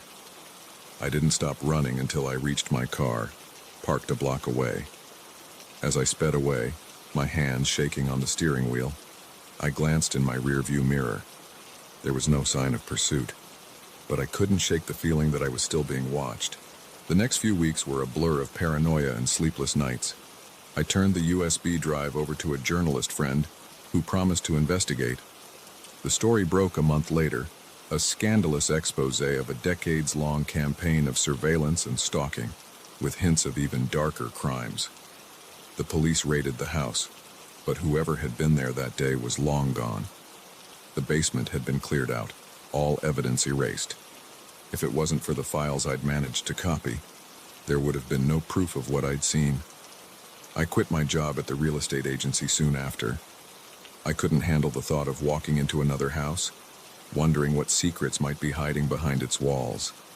Even now, years later, I find myself checking for hidden cameras whenever I enter a new place. The house at 42 Maple Street was eventually demolished. A park stands there now, bright and cheerful. But sometimes, when I drive past, I swear I can feel eyes on me. And I wonder, how many other houses are out there, hiding similar secrets? How many Gerald Hoffmans are watching us right now, documenting our every move? I may never know the full truth of what happened in that house, but one thing's for certain. I'll never look at an old Victorian the same way again, because now I know that sometimes the real monsters aren't hiding under the bed or in the closet. Sometimes they're hiding behind the walls, watching and waiting, their secrets preserved in the silent blink of a hidden camera.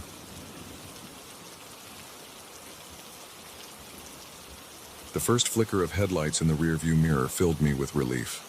The second made me uneasy.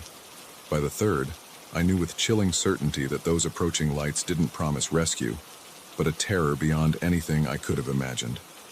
My name's Sarah, and what should have been a routine family road trip turned into a nightmare that still haunts my dreams. It was supposed to be a simple drive to my parents' house for Thanksgiving. Me, my husband Mike, and our 2 kids, Ethan, 10, and Lily, 7. We'd made this trip a dozen times before, but never this late at night. We'd gotten a late start due to Mike's work, and by the time we hit the long stretch of rural highway between cities, it was well past midnight. The kids were asleep in the back, and Mike and I were taking turns driving to stay alert. I was behind the wheel when it happened. One moment, we were cruising along, the radio playing softly, and the next, our car made a sputtering sound and started to slow. "What's going on?" Mike asked, jolting awake from his light doze. I frowned, pressing the gas pedal harder, but the car continued to decelerate. "I don't know. Something's wrong." We coasted to a stop on the shoulder of the road, the darkness pressing in around us. Mike tried to restart the car, but the engine just made a sad clicking noise. "Damn it," he muttered, pulling out his phone. No signal. Of course. I felt a knot of unease forming in my stomach. We were miles from anywhere, with no way to call for help. The empty highway stretched out in both directions, disappearing into the night. That's when I saw the first glimmer of headlights in the distance behind us. Relief washed over me. Someone was coming. We'd be okay. "Look," I said to Mike, pointing. "Maybe they can help." We got out of the car, waving our arms to flag down the approaching vehicle. But as it got closer, something felt off. The headlights were too bright, too high off the ground, and they were moving erratically, swerving slightly from side to side. The knot in my stomach tightened. Something wasn't right. Just as the vehicle was about to reach us, it suddenly swerved sharply, speeding past us and disappearing into the night. "What the hell?" Mike said, staring after it. Before I could respond, I saw more headlights approaching from the opposite direction. This time, a normal-looking sedan slowed as it neared us. An older man rolled down his window. "You folks okay?" "Our car broke down," I explained quickly. "Do you have a phone we could use to call for help?" The man's expression changed from concern to fear. "You need to get out of here, now." "What? Why?" Mike asked, confused.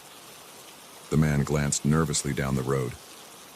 "There's been talk of things happening on this stretch of highway. People going missing, strange lights, what you don't want to be out here after dark." A chill ran down my spine. "What do you mean, things?" But the man was already rolling up his window. "I'm sorry, I can't stay. Good luck." And with that, he sped off, leaving us alone in the darkness once more. Mike and I shared a look of disbelief and growing fear. What had the man meant? And what were we going to do now? That's when we saw the third set of headlights. They appeared suddenly, much closer than they should have been, and they were coming straight for us, moving far too fast. "Get in the car!" I screamed, yanking open the door and diving inside. Mike barely made it in before the vehicle roared past us, missing our car by inches. The kids woke up, startled and confused. "Mom? Dad? What's happening?" Ethan asked, his voice small and frightened. "It's okay, sweetie," I said, trying to keep my voice calm. "We're just having some car trouble. Everything's fine." But as I spoke, I saw more headlights appearing in the distance, not just one or two pairs, but several, and they were all heading towards us. "Mike," I whispered, my voice shaking, "we need to get out of here." He nodded, his face pale in the glow of the dashboard lights. "I'll try the engine again." As he turned the key, I watched the approaching lights with growing terror. They were getting closer, and I could now see that they weren't normal vehicles. Some were too high, others too low to the ground. and they were moving in a way that no human-driven car would move, weaving and bobbing like predators stalking their prey. The engine sputtered, coughed, and miraculously roared to life. Mike didn't wait. He slammed the car into drive and peeled onto the highway. "Mommy, I'm scared," Lily whimpered from the back seat. "It's okay, baby," I said, reaching back to grab her hand. "We're going to be fine." But as I looked in the rearview mirror, I knew I was lying. The lights were following us, gaining speed. And now I could see shapes moving in the darkness between the lights, huge, misshapen things that loped alongside the strange vehicles. Mike was pushing our car to its limits, the engine whining in protest, but it wasn't enough. The lights were getting closer, and with them came a sound, a low, pulsing hum that seemed to vibrate through my very bones. "What are they?" Ethan asked, his face pressed against the rear window. "Don't look," I said sharply. "Just don't look." The hum was getting louder, drowning out the sound of our engine, of the wind rushing past.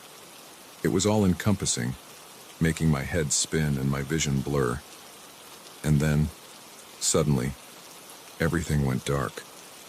The dashboard lights, the headlights, even the lights pursuing us, all gone in an instant. We were plunged into total, absolute darkness.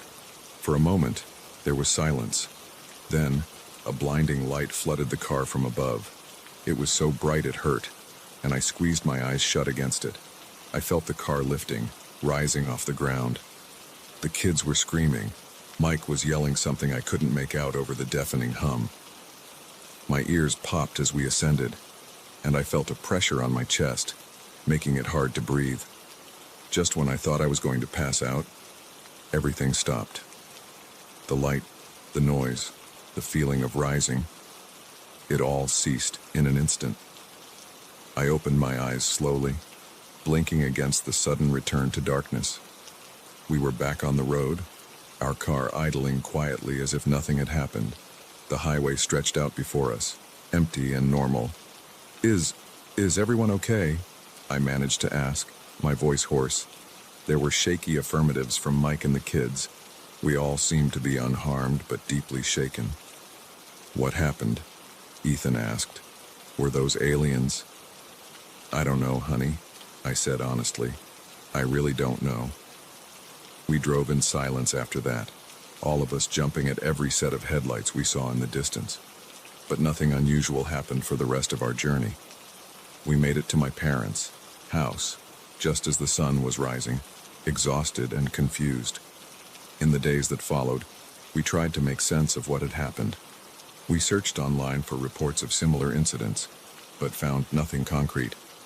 The stretch of highway where it had occurred had a history of strange occurrences, but nothing as extreme as what we'd experienced. We debated whether to report it to the authorities, but in the end, we decided against it. Who would believe us? We had no proof, no evidence of what we'd seen and experienced, but the memory of that night stayed with us. The kids had nightmares for months. Mike and I found ourselves avoiding driving at night whenever possible, and I never looked at headlights in my rearview mirror the same way again. Years have passed, and we've never experienced anything like that again. But sometimes, on dark nights when I'm driving alone, I'll catch a glimpse of strange lights in my mirror, and for a moment, I'm back on that highway, feeling the hum in my bones and the terror in my heart. I don't know what happened to us that night. Were they aliens? Some kind of interdimensional beings? Or something else entirely? Something our minds can't even comprehend? I'll probably never know for sure. But one thing I do know. The night isn't as empty as we think it is. There are things out there in the darkness, things that watch and wait, and sometimes, just sometimes, reach out to touch our world. And when they do, all we can do is hold on tight and pray we make it through to the other side. So the next time you're driving down a dark, lonely road and you see headlights approaching in your mirror, pay attention, because you never know when those lights might be bringing something more than just another traveler passing in the night.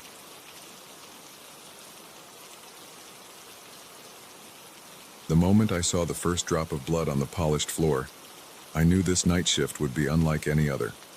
What started as a routine cleanup in an empty mall quickly spiraled into a heart-pounding game of cat and mouse with a killer who was still in the building. My name's Carlos, and I've been working as a janitor at the Pinewood Mall for the past 3 years. Night shifts were usually quiet affairs, just me, my mop, and the occasional security guard making their rounds. But that night, everything changed. It was a Tuesday, typically our slowest day. I'd started my shift at 10 p.m., just after the last of the stragglers from the cinema had left. The mall always felt different at night, like a sleeping giant. The echoes of my footsteps in the empty corridors, the hum of the air conditioning, the occasional flicker of a fluorescent light. It all added to an atmosphere that was both peaceful and slightly eerie. I was making my way through the food court, wiping down tables and chairs, when I first noticed it. A small, dark spot on the gleaming floor near the burger barn. At first, I thought it was just a spilled drink, but as I got closer, my stomach dropped. It was blood, no doubt about it. My first thought was that someone had cut themselves and hadn't noticed. It happens sometimes. A shopper with a small injury leaving a trail without realizing it. But as I followed the droplets, a chill ran down my spine. They were leading away from the food court, towards the service corridors. I should have called security right then. Should have reported it and let them handle it. But curiosity got the better of me. I'd worked in this mall for years, knew every nook and cranny. If someone was hurt, maybe I could help. The trail led me to a door marked "Employees Only." It was slightly ajar, which was unusual. These doors were always supposed to be locked at night. My hand shook slightly as I pushed it open, the hinges creaking ominously in the silence. The service corridor was dark, lit only by the dim glow of emergency exit signs. The blood trail was more pronounced here, smeared along the wall as if someone had been stumbling, using the wall for support. "Hello," I called out, my voice echoing in the narrow space. "Is anyone hurt? Do you need help?" No response. Just the faint drip of water from a leaky pipe somewhere in the distance. I followed the trail, my heart pounding in my chest. It led to another door, this one leading to the basement storage area. As I reached for the handle, I heard it, a muffled thump from the other side, followed by what sounded like a choked sob. Adrenaline surged through me. Someone was definitely in there, and they were in trouble. I yanked the door open, ready to rush to their aid. What I saw stopped me dead in my tracks. The storage room was dimly lit by a single bulb, casting long shadows across stacks of boxes and old mannequins. And there, in the center of the room, was a scene straight out of a nightmare. A man stood with his back to me, hunched over something on the floor. As my eyes adjusted to the gloom, I realized with horror that the something was a person. They weren't moving. The man must have heard the door open because he suddenly straightened up and turned around. In his hand was a knife, its blade dark with blood. Our eyes met, and for a moment, time seemed to stand still. I saw the madness in his gaze, the flecks of blood on his face. He saw me, a witness to his crime. I didn't think, I just reacted. I slammed the door shut and ran, my feet pounding against the linoleum floor. Behind me, I heard the storage room door burst open, followed by the sound of pursuit. My mind raced as I sprinted through the service corridors. I needed to get to security, to call for help. But the security office was on the other side of the mall. Could I make it? I burst out of the service area into the main concourse, my eyes darting around frantically for anything I could use to defend myself. The shuttered storefronts offered no refuge. The food court, with its maze of tables and chairs, might slow him down, but it would slow me down too. I chanced a glance over my shoulder and immediately wished I hadn't. He was there, maybe 50 feet behind me, his face contorted with rage. He ditched the knife for a fire axe he must have grabbed from one of the emergency stations.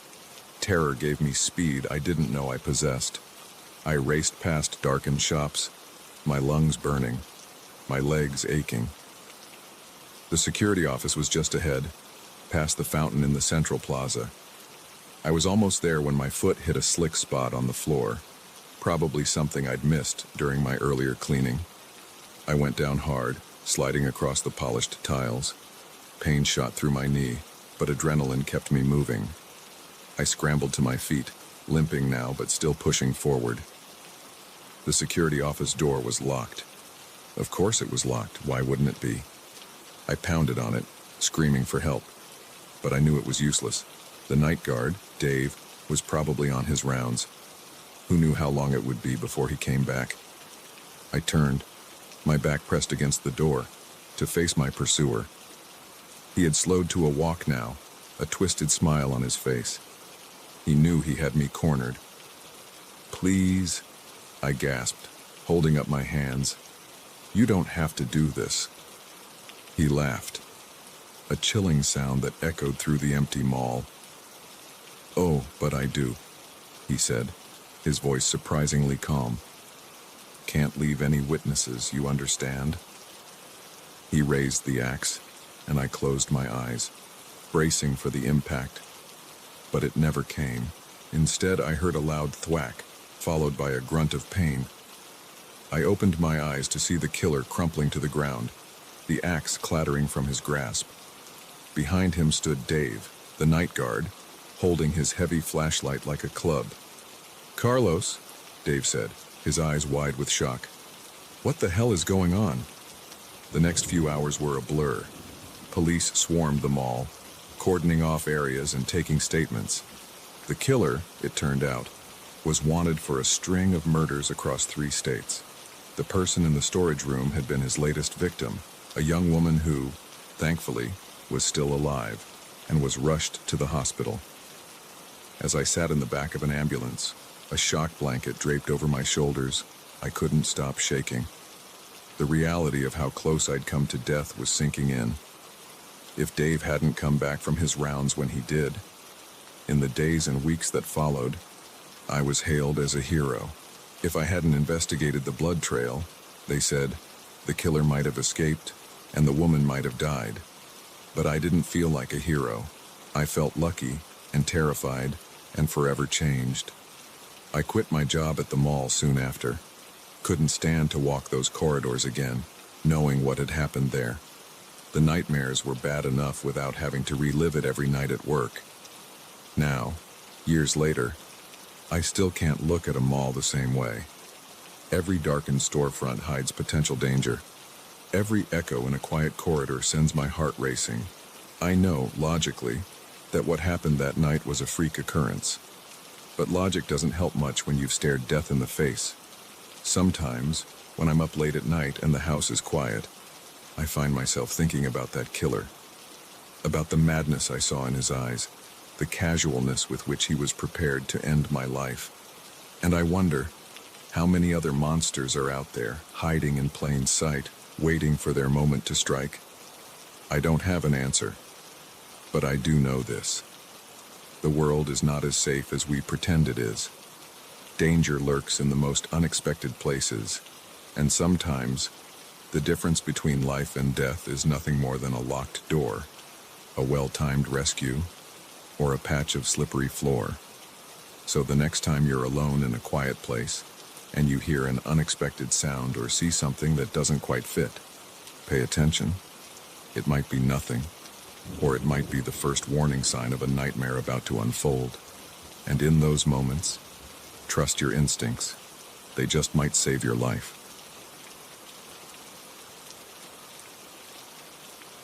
The first time I heard the scratching in the walls, I dismissed it as mice. By the third night, when the whispers started, I knew I'd rented a room in a house of horrors.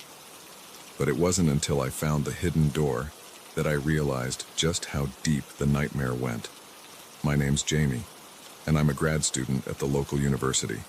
When I found the ad for a cheap room in a beautiful old Victorian house, it seemed too good to be true.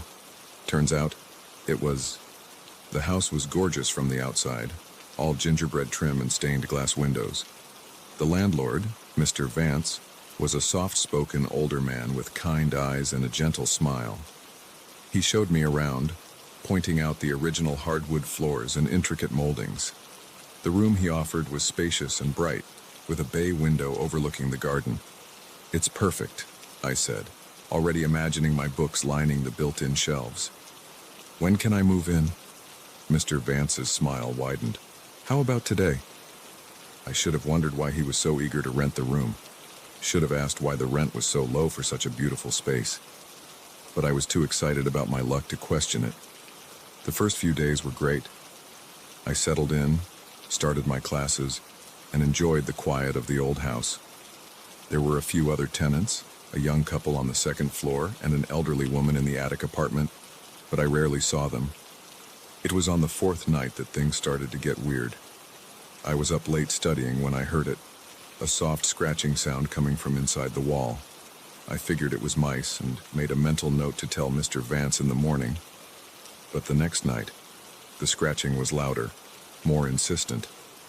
And it wasn't just coming from one spot. It seemed to be moving through the walls, circling my room. I tried to ignore it, cranking up my music to drown it out. On the sixth night, the whispers started. At first, I thought it was just the wind or maybe the pipes settling. But as I lay in bed, straining to hear, I could make out words, fragments of sentences, too quiet to understand, but definitely human voices. I confronted Mr. Vance the next morning. "Is this house haunted?" I asked, feeling silly even as I said it. He looked at me with concern. "Haunted? No. This is a very old house, though. It makes all sorts of noises, nothing to worry about." But I was worried. The scratching and whispers continued every night, growing louder and more frequent. I started having trouble sleeping, jumping at every creak and groan of the old house. It was during one of these sleepless nights that I made the discovery that would change everything. I was pacing my room, trying to pinpoint where the sounds were coming from, when I noticed something odd about the bookshelf. One section seemed to stick out slightly more than the rest. Heart pounding, I ran my fingers along the edge of the shelf. There was a small groove, almost invisible unless you were looking for it. I pressed it, and with a soft click, the entire section of shelving swung outward, revealing a dark passageway behind. I stood there, frozen in shock, staring into the darkness. The whispers, which had been a constant background noise, suddenly stopped. The silence was deafening. Common sense told me to close the door, to call the police or at least Mr. Vance, but curiosity won out. I grabbed my phone for light and stepped into the passageway. The air was stale and musty, thick with the scent of age and decay. The passage was narrow, forcing me to turn sideways in some spots. It curved through the house, and I realized with growing unease that it ran behind all the walls, allowing someone to move unseen throughout the entire building. As I moved deeper into the hidden network of passages, the whispers started again. They were clearer now, more distinct. I could make out phrases. "She's here." "Fresh blood." "The master will be pleased." I wanted to run, to flee back to the safety of my room, but I was lost in the maze of passages, each turn looking the same as the last in the dim light of my phone. Then I saw it, a faint glow up ahead. I moved towards it, drawn despite my fear. The passage opened into a small room, lit by flickering candles. The walls were covered in strange symbols, and in the center stood an altar of some kind, stained dark with what I prayed wasn't blood. But it was what I saw next that made my blood run cold. Pinned to one wall were dozens of photographs, and I recognized the people in them, the other tenants, myself, all of us going about our daily lives, unaware we were being watched. I backed away, my heart pounding so hard I thought it might burst out of my chest. But as I turned to flee, I found my exit blocked. Mr. Vance stood there, but he wasn't the kindly old man I'd met. His eyes were dark, pupil-less voids, and his gentle smile had transformed into a rictus grin of sharply pointed teeth. "Welcome, Jamie," he said, his voice a rasping growl that bore no resemblance to his usual soft tones. "We've been waiting for you to join us." I didn't think. I just reacted. I shoved past him, using the element of surprise to my advantage. I ran blindly through the passages, no longer caring about the direction, just desperate to get away. I could hear them behind me, not just Mr. Vance, but others. The whispers had become shouts, echoing off the walls, inhuman shrieks and the sound of many feet pounding after me. Just when I thought my lungs would burst, I burst through an opening, tumbling out into my room. I'd somehow found my way back. Without hesitation, I slammed the hidden door shut and pushed the heavy dresser in front of it. I didn't stop to grab anything. I ran out of the room, down the stairs, and out of the house. I didn't stop running until I reached the campus police station, gasping and wild-eyed. They didn't believe me, of course. When they went to investigate, they found nothing. No hidden passages, no altar room, no evidence of anything unusual. Mr. Vance played the part of the concerned landlord perfectly, even suggesting that perhaps I'd had some sort of vivid nightmare. But I knew what I'd seen, what I'd heard. I moved out that same day, leaving most of my belongings behind. I couldn't bear to go back into that room, to face that bookshelf and the horrors that lay behind it. In the weeks that followed, I tried to find out more about the house and its history. I discovered that it had been built in the late 1800s by a man rumored to be involved in occult practices. Over the years, there had been numerous disappearances connected to the house, tenants who had simply vanished without a trace. I went to the police again, armed with this information, but they dismissed it as urban legends and coincidences. Without any concrete evidence, there was nothing they could do. So now, I'm left with nothing but my memories and my fears. I've moved to a new city, started a new program at a different university, but I can't shake the feeling that it's not over. Sometimes, late at night, I swear I can hear whispers in my walls, scratching sounds that have no source. And sometimes, out of the corner of my eye, I catch a glimpse of a familiar figure, an old man with kind eyes and a gentle smile that hides sharp teeth and darker appetites. I don't know if what I experienced was supernatural or just the work of a very sick, very human monster. But I do know this. Evil exists in this world, hiding behind pleasant facades and lurking in the secret spaces we never think to look. So the next time you're house hunting and you find a place that seems too good to be true, trust your instincts. Look closely at the walls, listen for the whispers in the night, because you never know what horrors might be hiding just on the other side of that perfect room. As for me, I'll never again ignore the sounds in the walls. I'll never dismiss strange noises as just the settling of an old house, because now I know the truth. Sometimes, the real monsters aren't hiding under the bed or in the closet. Sometimes, they're the ones handing you the keys to your new home, inviting you into a nightmare from which there might be no escape. The moment I realized the couple at the next table had vanished without a trace, I knew this wasn't going to be the relaxing cruise I'd hoped for. Little did I know, I was about to become entangled in a terrifying game of cat and mouse with a killer who walked among us, hiding in plain sight. My name's Alex, and I'd booked this Caribbean cruise as a much-needed break from my high-stress job in finance. 7 days of sun, sea, and relaxation. That's what the brochure promised. Instead, I got a nightmare that would haunt me for years to come. The first few days were everything I'd hoped for. I lounged by the pool, sipped cocktails at the bar, and enjoyed the nightly entertainment. It was on the third night that things took a sinister turn. I was having dinner in the main dining room, enjoying the prime rib and making small talk with the elderly couple at my table. That's when I noticed them, a young couple 2 tables over. They caught my eye because they seemed to be arguing, the woman gesturing angrily while the man looked around nervously. I didn't think much of it at the time. Couples fight, even on vacation. I finished my meal and headed to the casino for a nightcap. It was the next morning at breakfast when I realized something was off. The couple's table was empty, their chairs pushed in neatly as if they'd never been there.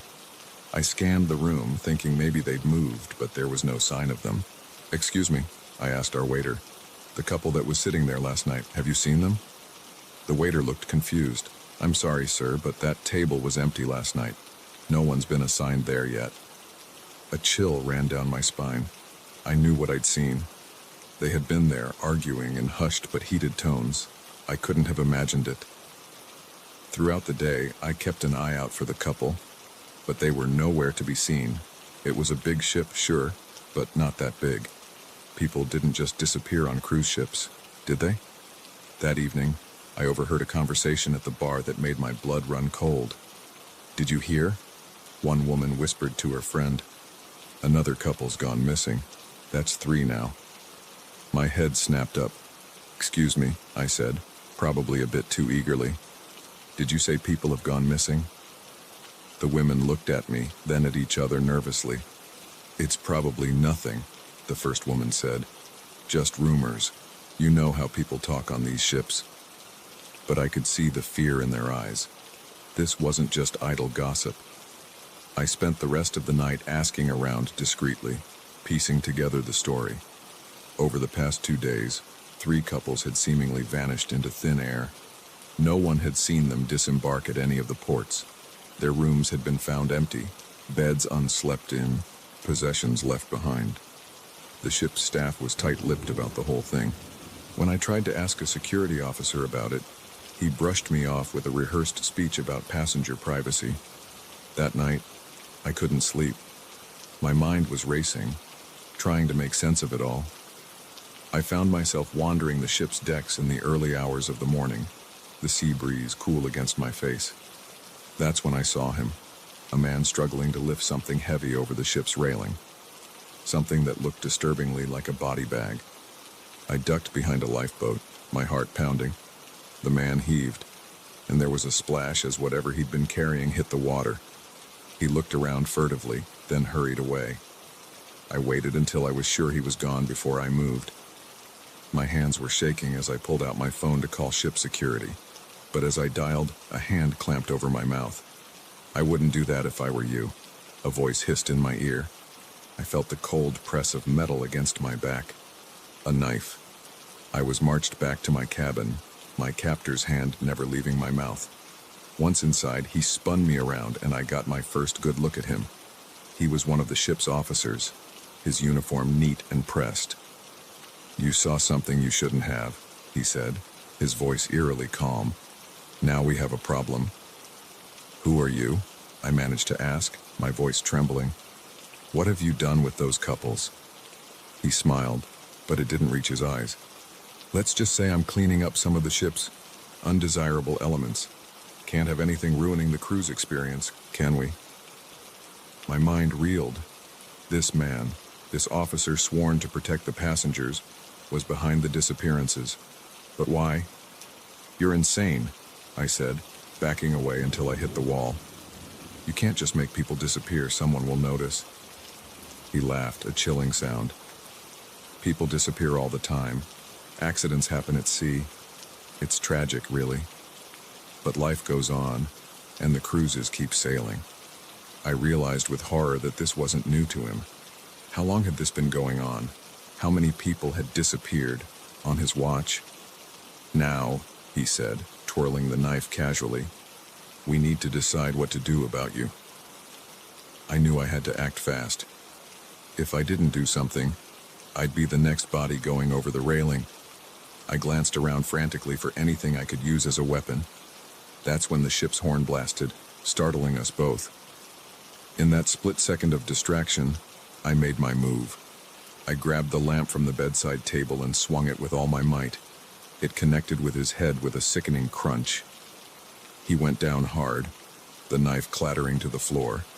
I didn't wait to see if he was out cold. I ran. I burst out of my cabin, sprinting down the corridor towards the main deck. I had to find help, had to tell someone what was happening. But as I ran, I realized the horrible truth. I didn't know who I could trust. If one officer was involved and there could be others, the entire crew could be in on it for all I knew. I made it to the purser's desk, gasping for breath. "Please," I panted, "you have to help me. There's a killer on board. He's making people disappear." The woman behind the desk looked at me with concern. "Sir, please calm down. What are you talking about?" I tried to explain, the words tumbling out in a frantic rush, but even as I spoke, I could see the doubt in her eyes. I sounded crazy, and I knew it. "Sir, I think you should come with me," she said, her voice gentle but firm. "We have a doctor on board who can help you." "No, you don't understand," I shouted, drawing stares from nearby passengers. "We're all in danger." That's when I felt a hand on my shoulder. I spun around, ready to defend myself, only to find myself face to face with the ship's captain. "Is there a problem here?" he asked, his voice authoritative. I opened my mouth to explain, but the words died in my throat. Standing just behind the captain was the officer from my cabin, a bandage on his head and murder in his eyes. In that moment, I knew I was truly alone. No one would believe me. It was my word against theirs, and they held all the cards. I did the only thing I could think of. I ran again. I pushed past the captain and sprinted towards the upper decks. I could hear shouts behind me, feet pounding in pursuit. I burst out onto the open deck, the cool night air hitting me like a slap to the face. The railing was just ahead. In a split second, I made a decision that would change my life forever. I jumped. The shock of the cold water drove the breath from my lungs. I surfaced, gasping, and watched as the ship's lights grew smaller in the distance. I had no idea if I'd survive the night in the open ocean, but I knew my chances were better than if I'd stayed on that ship of horrors. As I floated there, waiting for rescue or death, whichever came first, I couldn't help but wonder, how many other ships were out there, sailing placidly across the seas while hiding dark secrets in their depths? How many other killers walked among unsuspecting passengers, selecting their victims from the buffet line or the evening show? I was eventually rescued by a fishing boat, but my story was met with disbelief and suspicion. The cruise line denied everything, painting me as a mentally unstable passenger who had jumped overboard in a moment of crisis. But I know what I saw, what I experienced. And now, years later, every time I see an ad for a luxury cruise, I can't help but shudder. Because I know the truth. Sometimes, the real danger isn't the vast ocean or the foreign ports. Sometimes, the killer is right there beside you, wearing a crisp uniform and a welcoming smile, waiting for the perfect moment to strike. So the next time you're considering a vacation at sea, remember my story. And ask yourself, are you really ready to be trapped in the middle of the ocean with nowhere to run and no one to trust? Because once that ship leaves port, you're at the mercy of whoever, or whatever, is on board with you.